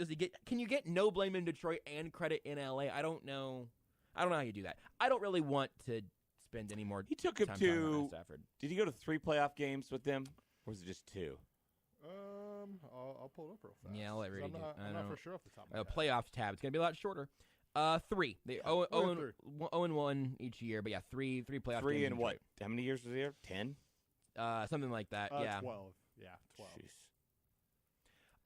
He is at, for his career, 49,995 passing yards. I wish he just 4 more. It would have been a nice little 49,999. Do you have any actual Super? I'm going to ask you about the halftime show later. I Good. know we can talk about the halftime show. I want to talk about the halftime show with you. I don't know your opinion. I know we can talk about it. He does have a better record for his career than I would have guessed. Some of that gets helped by this year, but yeah. He's 86 and 95. I just would have guessed it'd be worse. I would have guessed it would have been worse. I mean, yeah. So I it mean, might it's not- actually it's that not might actually good. help his case. I just would have guessed it'd been worse. Yeah. I can't. Okay, now I'm going back to. I closed the Football Reference tab. I'm opening it back up.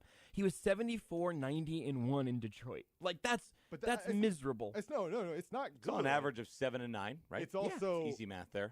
It's also better than I thought it would be. He threw 727 passes one year.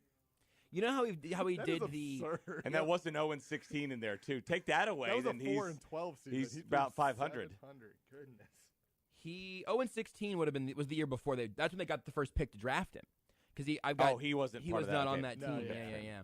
Yeah. They did win 3 games his first 2 years. They were 5 and 11 his last year in Detroit. I'm not saying it's What were they? What did the Lions go this year? They won 3 games with Jared Goff. Extra game in there, but Something like let's that, see. If yeah. they were 5 and They had a 11. tie. Oh yeah, that's true. So they were 5 and 11 in 2020 and 13, 3 and 1 in 2021. So take off the 1 because you got an extra game for the sake. Make them 3 and 13 if you'd like. Mm-hmm. Matt Stafford 2 wins better than Jared Goff, and also that team was not trying to actually win football games anymore. I don't know. I can't believe we're talking about the Lions. I am curious if anything for you was actually. No, I know it's my fault. I get it. I understand. I'm not projecting. I'm just mad at myself out loud. If I'm mad at myself quietly, it doesn't make it into the radio It's not show. good radio. Yeah, at the very least, I've got to get it into radio. Yeah, for sure. Was there anything from the actual Super Bowl? Did you look at that and go, "Oh man, the Chiefs should have been in this game"? Did you look at that and say, "You know what? I was actually impressed by one of these guys, Cooper Kupp or Aaron Donald, blow your socks off"?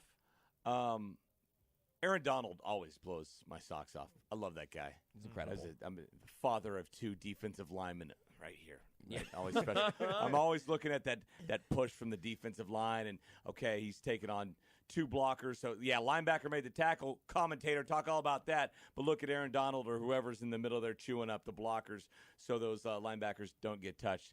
He's amazing. Kupp was amazing. A lot of times, there's guys like him that catch all the hype, and he lived up to it. Although I do want my Cooper Kupp underdog story money back. Okay, his dad and his grandpa played in the NFL. Yeah, okay, I didn't know that never about gets that. mentioned. Yeah. Oh, Eastern Washington. Okay, but he had bloodlines for the NFL. His dad was like a quarterback for the Cowboys. Yeah. Also, though, He hit the genetic lottery. Yeah, maybe he was a late bloomer. There was a story about his wife helping, basically paying for him to go to college, Yeah. which is a great story. I believe it. But then I was also when I found out both his dad and his granddad were NFL players, it's wait a second. Did the family not did they just blow through? I mean, I know it was back in the day when That's you a good weren't point, yeah. you weren't a backup quarterback making Chase Daniel money, but And how did he? Was he not? I mean, Eastern Washington's FCS. How was he not getting that paid for? Here's my here's my counterpoint. You know, my counterpoint question for you, Mick. My counterpoint. Mm-hmm. Look at him. Look at him. Look at him. I mean, he's like 6'2" and runs like a deer. He looks like he's catching passes through the tall grass from Mose from The Office. he looks like the Does have a bad beard. untackleable Amish wide Does have a bad receiver. beard. what are you trying to say? Is it something about his physical, the way he looks, that's different than everybody else who plays the position? I'm saying, don't put words in my mouth. I'm saying, look at him. That's my official take on Cooper Kupp. I'm just curious. At least Hunter Renfrow plays in the slot in a way that makes some sense. He's got more speed. Sneaky fast Hunter Renfrow. I don't know if you guys have heard about that guy. #white. But sneaky slow. Cooper, but Hunter Renfrow just looks like he might be secretly 45. He's balding and Hunter Renfrow looks older than Mick. I'll give you that.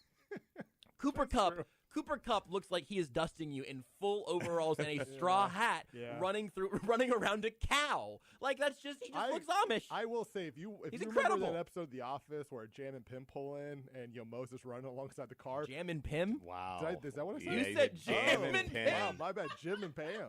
My bad. Or pulling into Dwight's house, to stay the night, and Mose running alongside the car. Yes.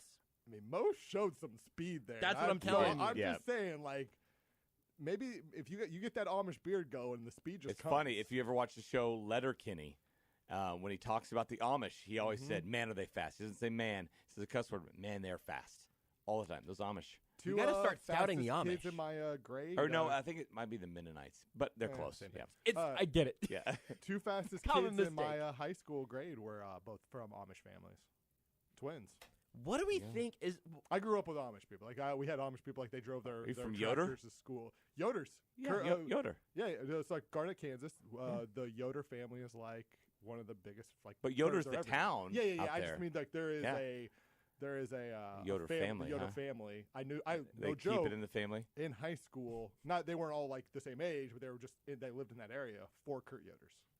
Nice. I went to school with Common. one. I went to a Amish basketball game in Yoder, and they were all playing in jeans in this old. Are you kidding? All playing in jeans and white Unbelievable. shirts. It's great. I had so two perfect. thoughts just now, which is one is should I apologize to any Amish people listening, and then could Amish people listen And to the white wide radio? receivers. Mm-hmm. Yeah. Oh, they apologize can, to them. They can, no, they can live You with can it. you can apologize directly to Mark Boerger the next time you see him. Yep. I didn't know he was Amish. That's crazy. I mean, he's from Nebraska. I will, I Yeah. guess. There's a chance. Hold on, I gotta Google because I was going to go from apologizing to actually just asking if any Amish people would like to explain why we think that apparently the Amish and the Mennonites are incredibly fast people, but I don't know if they can listen to the radio. I'm looking that up right now. This isn't even a joke. Now. I just I feel like they bend the rules Mennonites sometimes. can't. I'm pretty confident. Minnows can. I feel like minnows definitely can. Do you think they'd The be called Amish minnows? might be. They able are to. called minnows, yeah. My brother went to college with a lot of them. Okay, there are many restrictions on technology that are more or less universal among the old order Amish. It sounds like a Star Wars thing, as the ban on cars, as well as the ban on radio, television, and in most cases the use of the internet.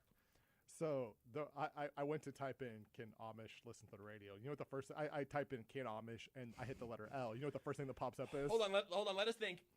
Can Amish? L. Oh boy. Legally be drafted in the first round of the NFL draft. Well, I mean Cooper wasn't, so. Yeah, that's a good point. Love. Can they love? Hold on, here's my guess. My guess is not on there. can Amish lick an ice cream cone? No. Okay. That's why Mick and I aren't that good at Wordle. Can love Amish their sister. look in mirrors?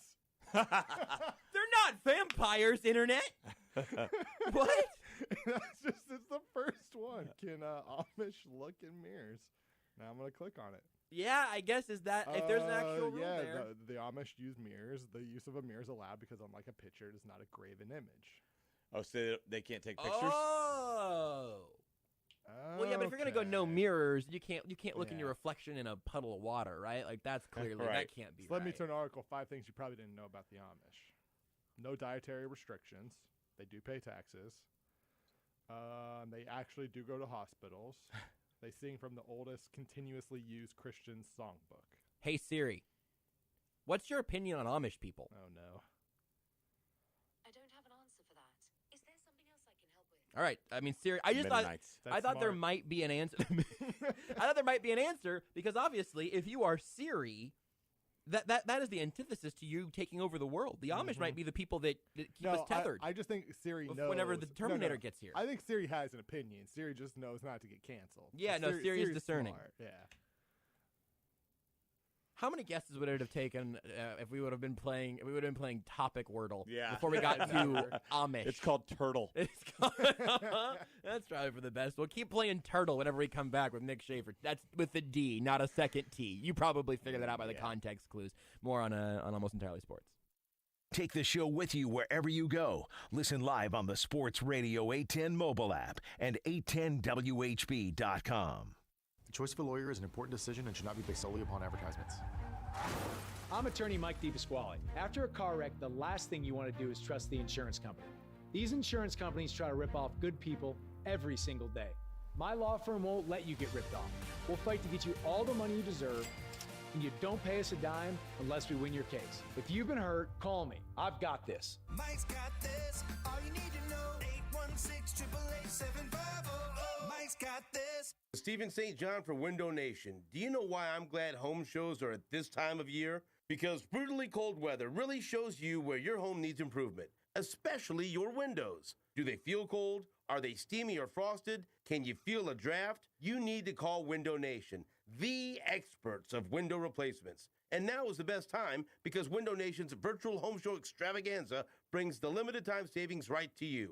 Call today and get 2 free windows with every 2 you buy with no limit. Plus, make no down payment, no payments, and pay no interest for 24 months. Window Nation, 866-90NATION, or go online to windownation.com/home show. Window Nation will come to you with beautiful ways to improve your home and save you thousands of dollars. With natural gas prices skyrocketing, now is the time to call. Buy 2, get 2 free with no limit and pay nothing for 2 full years. Call 866-90NATION or visit windownation.com/home show and tell them Stephen St. John sent you.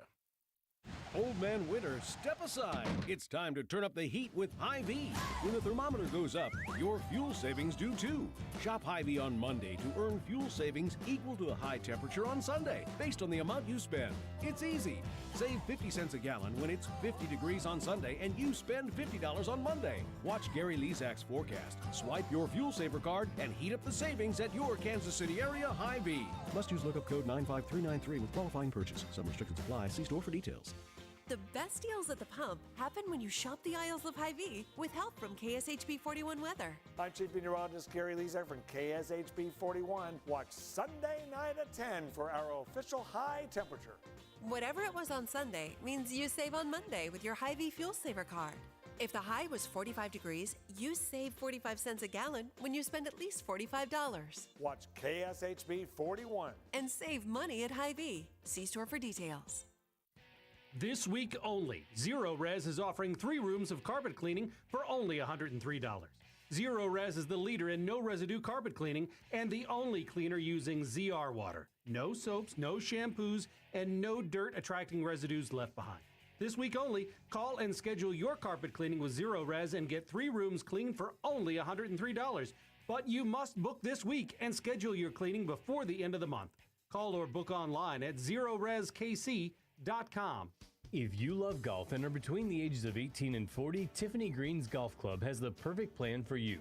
Tiffany Green's young professional plans are very affordable, and the monthly payment option makes it easy for you to enjoy every round with your friends. Starting at just $150 a month, the young professional plans give you unlimited golf with card and practice range throughout the season. Check out TiffanyGreens.com or call 816-880-9600 to get signed up today.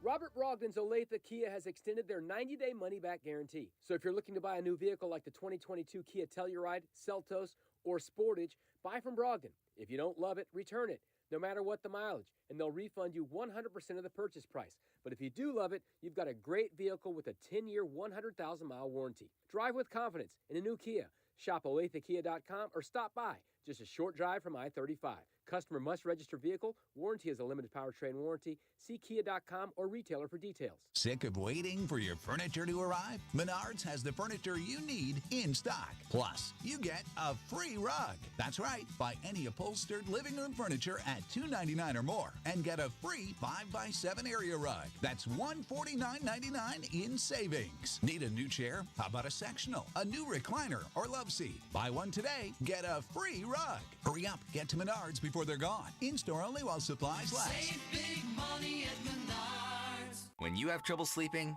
it's tough. When kids have trouble sleeping, Mom, I can't sleep. Dad, just one more story? for nights like this, try Vicks Pure Z's Kids. Our great tasting gummies are specially formulated for kids with a unique blend of botanicals and a low dose of melatonin to support their natural sleep cycle. Best of all, they're drug-free and non-habit forming. Help your child fall asleep naturally with Pure Z's Kids Gummies. Consult with a doctor before use. For ages 4 and up. In these trying times, Kansas City Credit Union knows how important cash flow is in your household.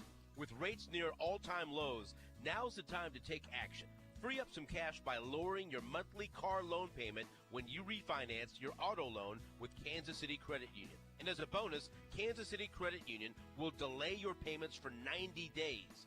Visit kansascitycreditunion.com/810sports for more information. Kansas City Credit Union, your path to financial freedom.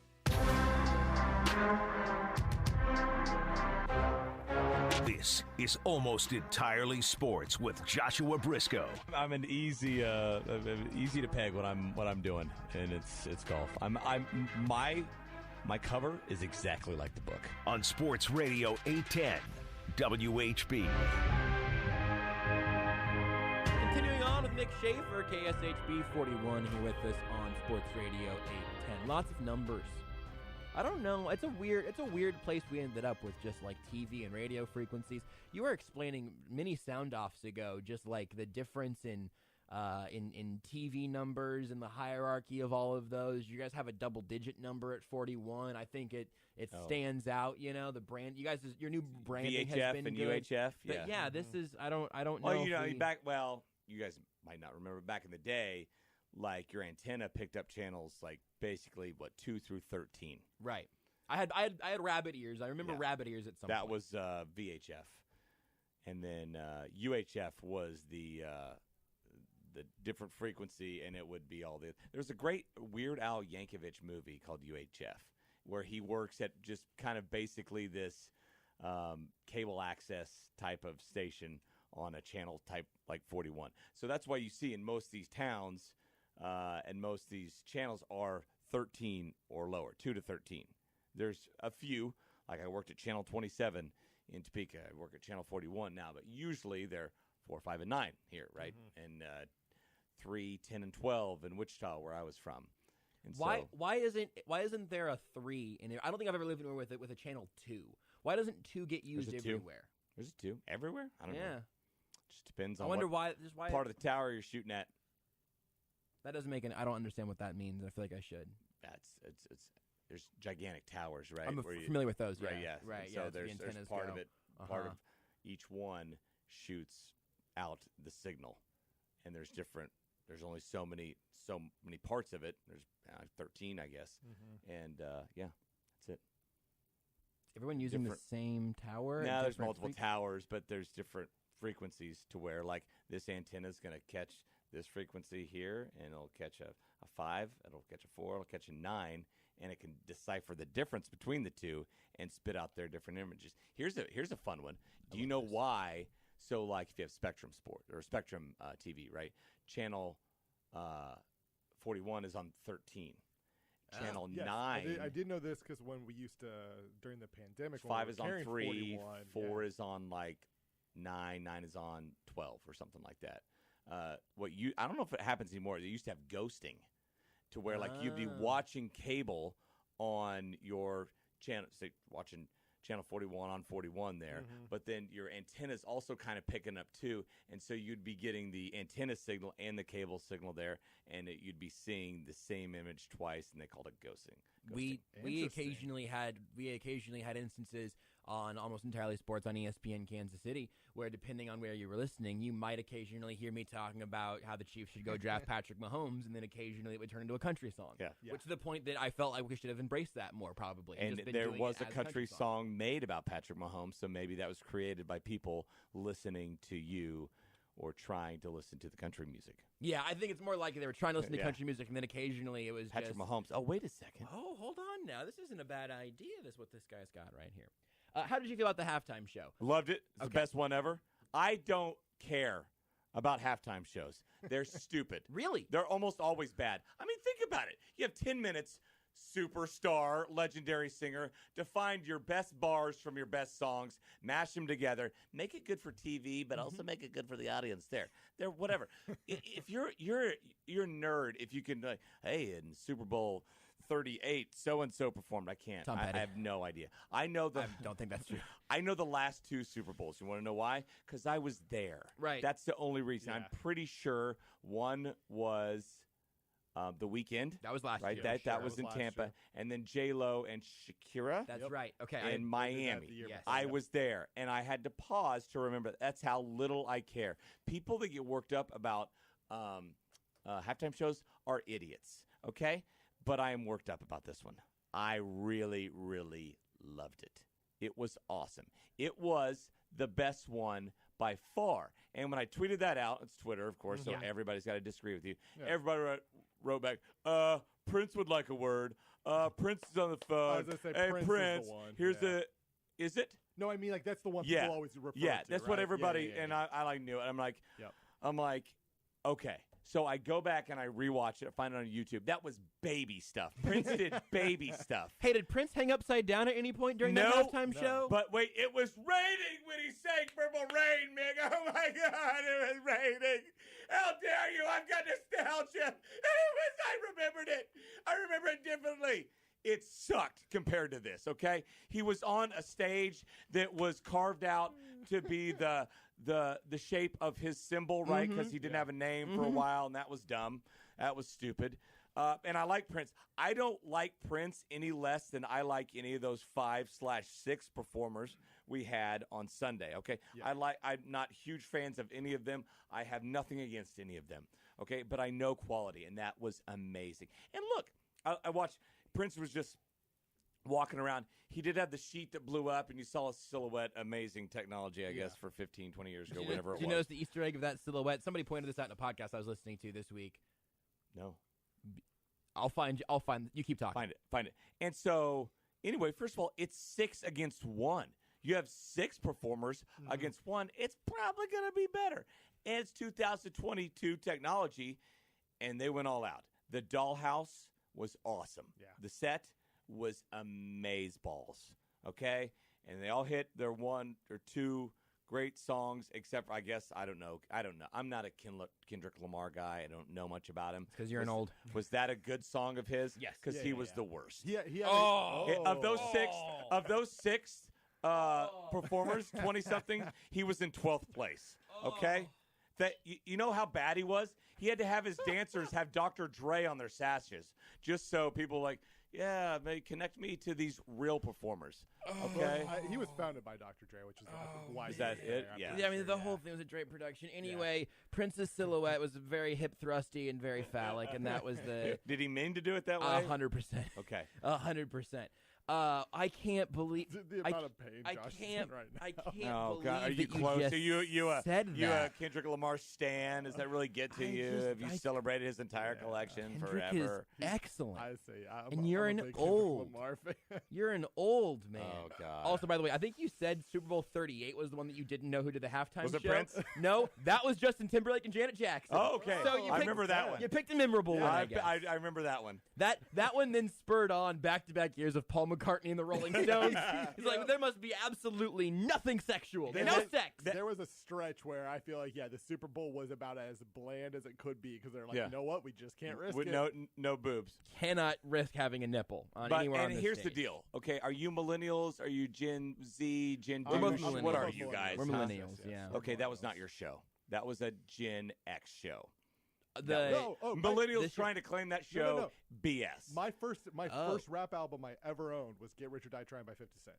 But it was your first. The youngest guy there. This is Lamar. That's fair. It was 80% and also Gen X. I mean, also Anderson .Paak was on the drums, and I feel like you should put some respect on Anderson .Paak. I did not grow up on. He did Silk Sonic with Bruno Mars. That album was not his best work, but I know Silk Sonic. He's half of Silk Sonic. I grew up with Eminem and 50. I didn't grow up. Obviously, I knew Snoop Dogg and Dr. Dre were. He's I did not 50. Dr. Dre's 56. I mean, like Snoop, Mary J. Eminem's almost in his 50s. That was a Gen X show. I grew up on Eminem. Like I remember Eminem's first album. I remember when he was 12. Eminem is 49. Yeah, I grew up with Eminem. Well, so no, I actually we were talking about this on Times Ours at one point yesterday, and Seth also made this point where, like, at some point Seth was like, "You can sit down, young fella. I'm going to talk about Eminem a little bit," because there is absolutely, for me, these are maybe I'm going to look at the list again. I don't want to necessarily slander someone that people are going to get mad at me for. Do you like bounce and jam to Kendrick Lamar on the drive home every day and everything? Every day. I'm picturing that every right day. now. Every day. I got my hands on the steering wheel. We gonna be all right. And I'm doing. It's the whole. I wish people could have seen that. It's good. It's a great, because everything Kendrick has done, his entire career has been excellent. He's a very good lyricist. But for me, he is. This halftime show that we're talking about was a bunch of acts that I know and know the catalog of and respect, and to some extent with, I guess, probably more Eminem, maybe a little bit of Snoop, less Dr. Dre and Mary J. Blige for me, I guess. But, like, did grow up, like, knowing them as being huge already, which is different than knowing them as they were becoming enormous. I think that's a differentiation between elder millennials or Gen Xers who love the halftime show. And I enjoyed it as much as I've enjoyed any halftime show I've ever seen. I listened to none of those humans growing up. I mean, I knew their songs. Yeah. I'm not a fan of any of them. It was just a great show. And that's what made it a great show? What made it a great show then? The dollhouse set. Yes. Right? It's great. Bouncing around. I mean, the guy's upside down. I loved all the jokes, too, about inflation. Hit by inflation is my favorite. That's my really good, favorite. right? I remember I had the 50 Cent Get Rich or Die Trying video game. Yeah. Love that. I mean, they had the map of L.A. on the ground, right? Like a night view and the lights and all that. And so the songs are all good. Here's the problem with the halftime shows. People who don't like the genre or didn't listen to it, they're going to say, oh, I hated it, right? And if you love the genre, you're like, oh, it's great, right? And so I'm not a big music guy, but I know quality, okay? That was quality. That was I will remember that show for at least next couple months. Yeah, so, kickoff of next season, maybe. Yeah. I remember enjoying the Bruno Mars one because I had Red Hot Chili Peppers, but I do not remember the year that happened. Don't even remember that show. I remember it vaguely. I remember the weekend because it was last year. I must be flirting at halftime. Going to the bathroom, getting more to eat, and flirting. Seems right. Well, you were there for a couple of them. I don't care about halftime shows. Is there a halftime show that would make you care, but having not sight unseen by a lineup? Wait, I was thinking about this. Build me the Mick Shaffer halftime show. Is Seattle ever going to host the Super Bowl? I have no idea. If so, if they brought out like Eddie Vedder, right? If they brought out who else? What's left of Nirvana? Foo Fighters, right? You could do. Yeah. I think I forget his name. Dave Grohl what's out left? there. Thousand Chains, right? What's left of? So you need some Seattle '90s grunge. Absolutely. Okay. Get that grunge rock. Yeah. That would be good. Has Dave Grohl has he not been in a halftime show as a feature? It doesn't look like I it. don't think so. Foo Fighters would unite a lot of people together. Nobody dislikes the Foo Fighters. Very few people hate you. You may not love the Foo Fighters, but very rarely you're going to find somebody who's like, oh, I hate the Foo Fighters. And Dave Grohl's amazing, I hear, in concert. You guys have just said the word people multiple times when you meant white people, which is fine. You know, we just have to clarify. You say it would unite a lot of white people for sure. I think there's a large demographic that nobody really hates the Foo Fighters. Again, I'm not saying everybody loves them. I think you will not find a ton of people who are over the age of like 20, probably, right? If you're under 20, you don't even know who the Foo Fighters are. But like Coldplay did Super Bowl 50 with Beyonce, and why was Beyonce a side listing on this? Was she a side? I was gonna say, well, it was like Coldplay was a side listing. I don't remember them being the main one. They're on this list. They're the one that's like featured. I obviously believe Beyonce did a show a couple years earlier than that, where she was with a chair and all of that, and the costuming and everything. That makes sense. But like, you know what I'm afraid of? I'm afraid that next year we're gonna have a regression, and we're gonna get Ed Sheeran. It's not going to be as good. See, you just don't like Ed Sheeran. What if you put us on a great show? You're one of those people I'm talking about. I love you Ed immediately. Sheeran. No. What if Walker Hayes went out there and did the Applebee's song? Next year? You made fun of it, didn't you? Just because you didn't like it. Yeah, that's right. I didn't like it. You should have made fun of it because it was a bad show. It wasn't even a show. I couldn't see the show. I was watching the halftime show, and I also couldn't hear. Yeah. No, I loved Ed Sheeran. I don't want Ed Sheeran to do the halftime show. Guys, I have bad news. There are people that watch the Super Bowl from 5 to 105. Right, that live in Maine and Alaska, it's a and tough Texas gig. and Florida. There's 330 million people in the country, 7.5 billion in the world. Ain't gonna hit with everybody. You have 10 minutes. Get over it. Stop getting worked up over the damn halftime show. It's so stupid to be worked up over this. God, I can't Shut believe up, people. Rudy. Shut up. I have bad news. Shut up, Rudy. Super Bowl 2024. I don't. That would be LVIII. Sure. I already know who's performing that. Where is it? Because they like to have somebody who's a relatively local at the very least, It's right? in Vegas, right? Is it in Vegas? Are we getting the Killers? No, it's gonna be it's gonna be a Celine Dion or what's his name? That's not bad. There's a band that they are synonymous boy. with college football, with football in general. We're not getting the effing Imagine Dragons. Imagine Dragons. They're from Las Vegas? Yes. No way. Imagine Dragons is 100% Listen to me. performance. Listen to Tolerant Mick. I don't care. Maybe they'll put on a good show. I don't listen to them. I'm not like elitist music guy Josh over here. I already hate it. Get ready for the lightning and the thunder. Yeah. And the Super lightning Bowl and also the thunder. The lightning, the lightning, and the thunder. And the thunder. I would be so happy for the Killers. Let the Killers have it. And this is, again, me being now just about what I like already. But the Killers would do a good halftime show. Oh, absolutely. They're not going to be allowed to. Are they from Las Vegas? They are. They might be like Oh, the yeah, side do act. them over But Imagine Dragons. Dragons is going to be the main act. I'm confident of this. No, Who's from Phoenix? Yep. Can't be. It's happening. Bands from Phoenix. Let's go bands from Phoenix. Let's play band. There's a band called Phoenix. There is. Yeah, maybe that's it. I don't think they're from Phoenix. We got but Flotsam and Jetsam. that's not going to Liz, do it. sing a little Liz Timenia. Have you heard of Meat Puppets? I was talking about that song recently. I don't remember. That's Ann Phoenix, Arbor? right? Yeah, Litzmania and 1901 are the two big Phoenix songs. Those songs are great. I recognize Ann Arbor. I got to pull that up on my Spotify again. I think Jordan and I were talking about that in the L.A. or the Las Vegas airport. Like, oh man, this band Phoenix. Yeah, I'm not getting a lot of great Phoenix music capital of the world. Dirks Bentley. There you go. He's from Phoenix? Yeah, apparently. There you go. There's a name people know. Arizona's 40 most influential musicians.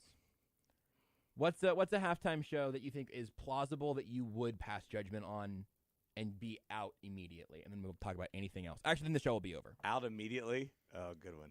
So you know what? This one I am going to go flirt during the halftime show. I'm going to go eat some chicken fingers. Yeah. So I don't want to hear them.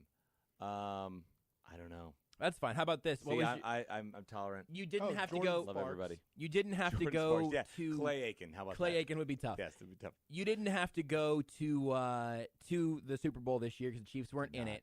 What was the best food, best drink of choice in the Mick Shaffer Super Bowl party? The wife made this thing called I don't know what it's called, but basically it's like kind of a tortilla cup with hash browns and ground beef and cheese in it.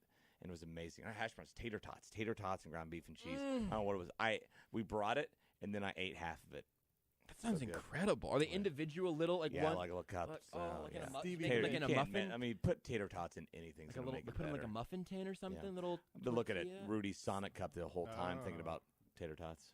Stevie Nicks is also from Phoenix. So. Oh, Stevie Nicks. There we go. Get a little Fleetwood Mac. Yeah, that's fine. She's only 80. Seems like that's about the end of it. Yeah, it's those three. All right, so it's going to be Phoenix and Stevie Nicks.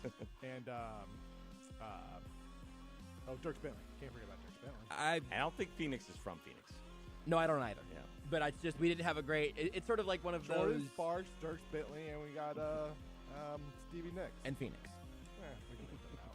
Mick Shaffer, KSHB 41. I think they're doing indie rock at any halftime. Technically, the Super Bowl is Someday, Glendale. Hopefully, I'll be 45. I'm down for it. I'll be 45, and we're gonna get the Killers of the halftime show, and I'm gonna be 45 in my living room. Open up my eager eyes, singing as bad as possible. You're gonna be 45. making fun of like the next Kendrick Lamar and all that. Yeah. Guy. 100%. Yeah. No, I'm already doing that. I just hide it better. My resentment for musical artists that are younger than me now has really been a tough turnaround. Nick, say goodbye to my mom. Bye, Michelle. You're listening to Almost Entirely Sports with Joshua Brisco on Sports Radio 810 WHB. If you're on the job day in and day out, living with pain in your knees, hips, back, or shoulders is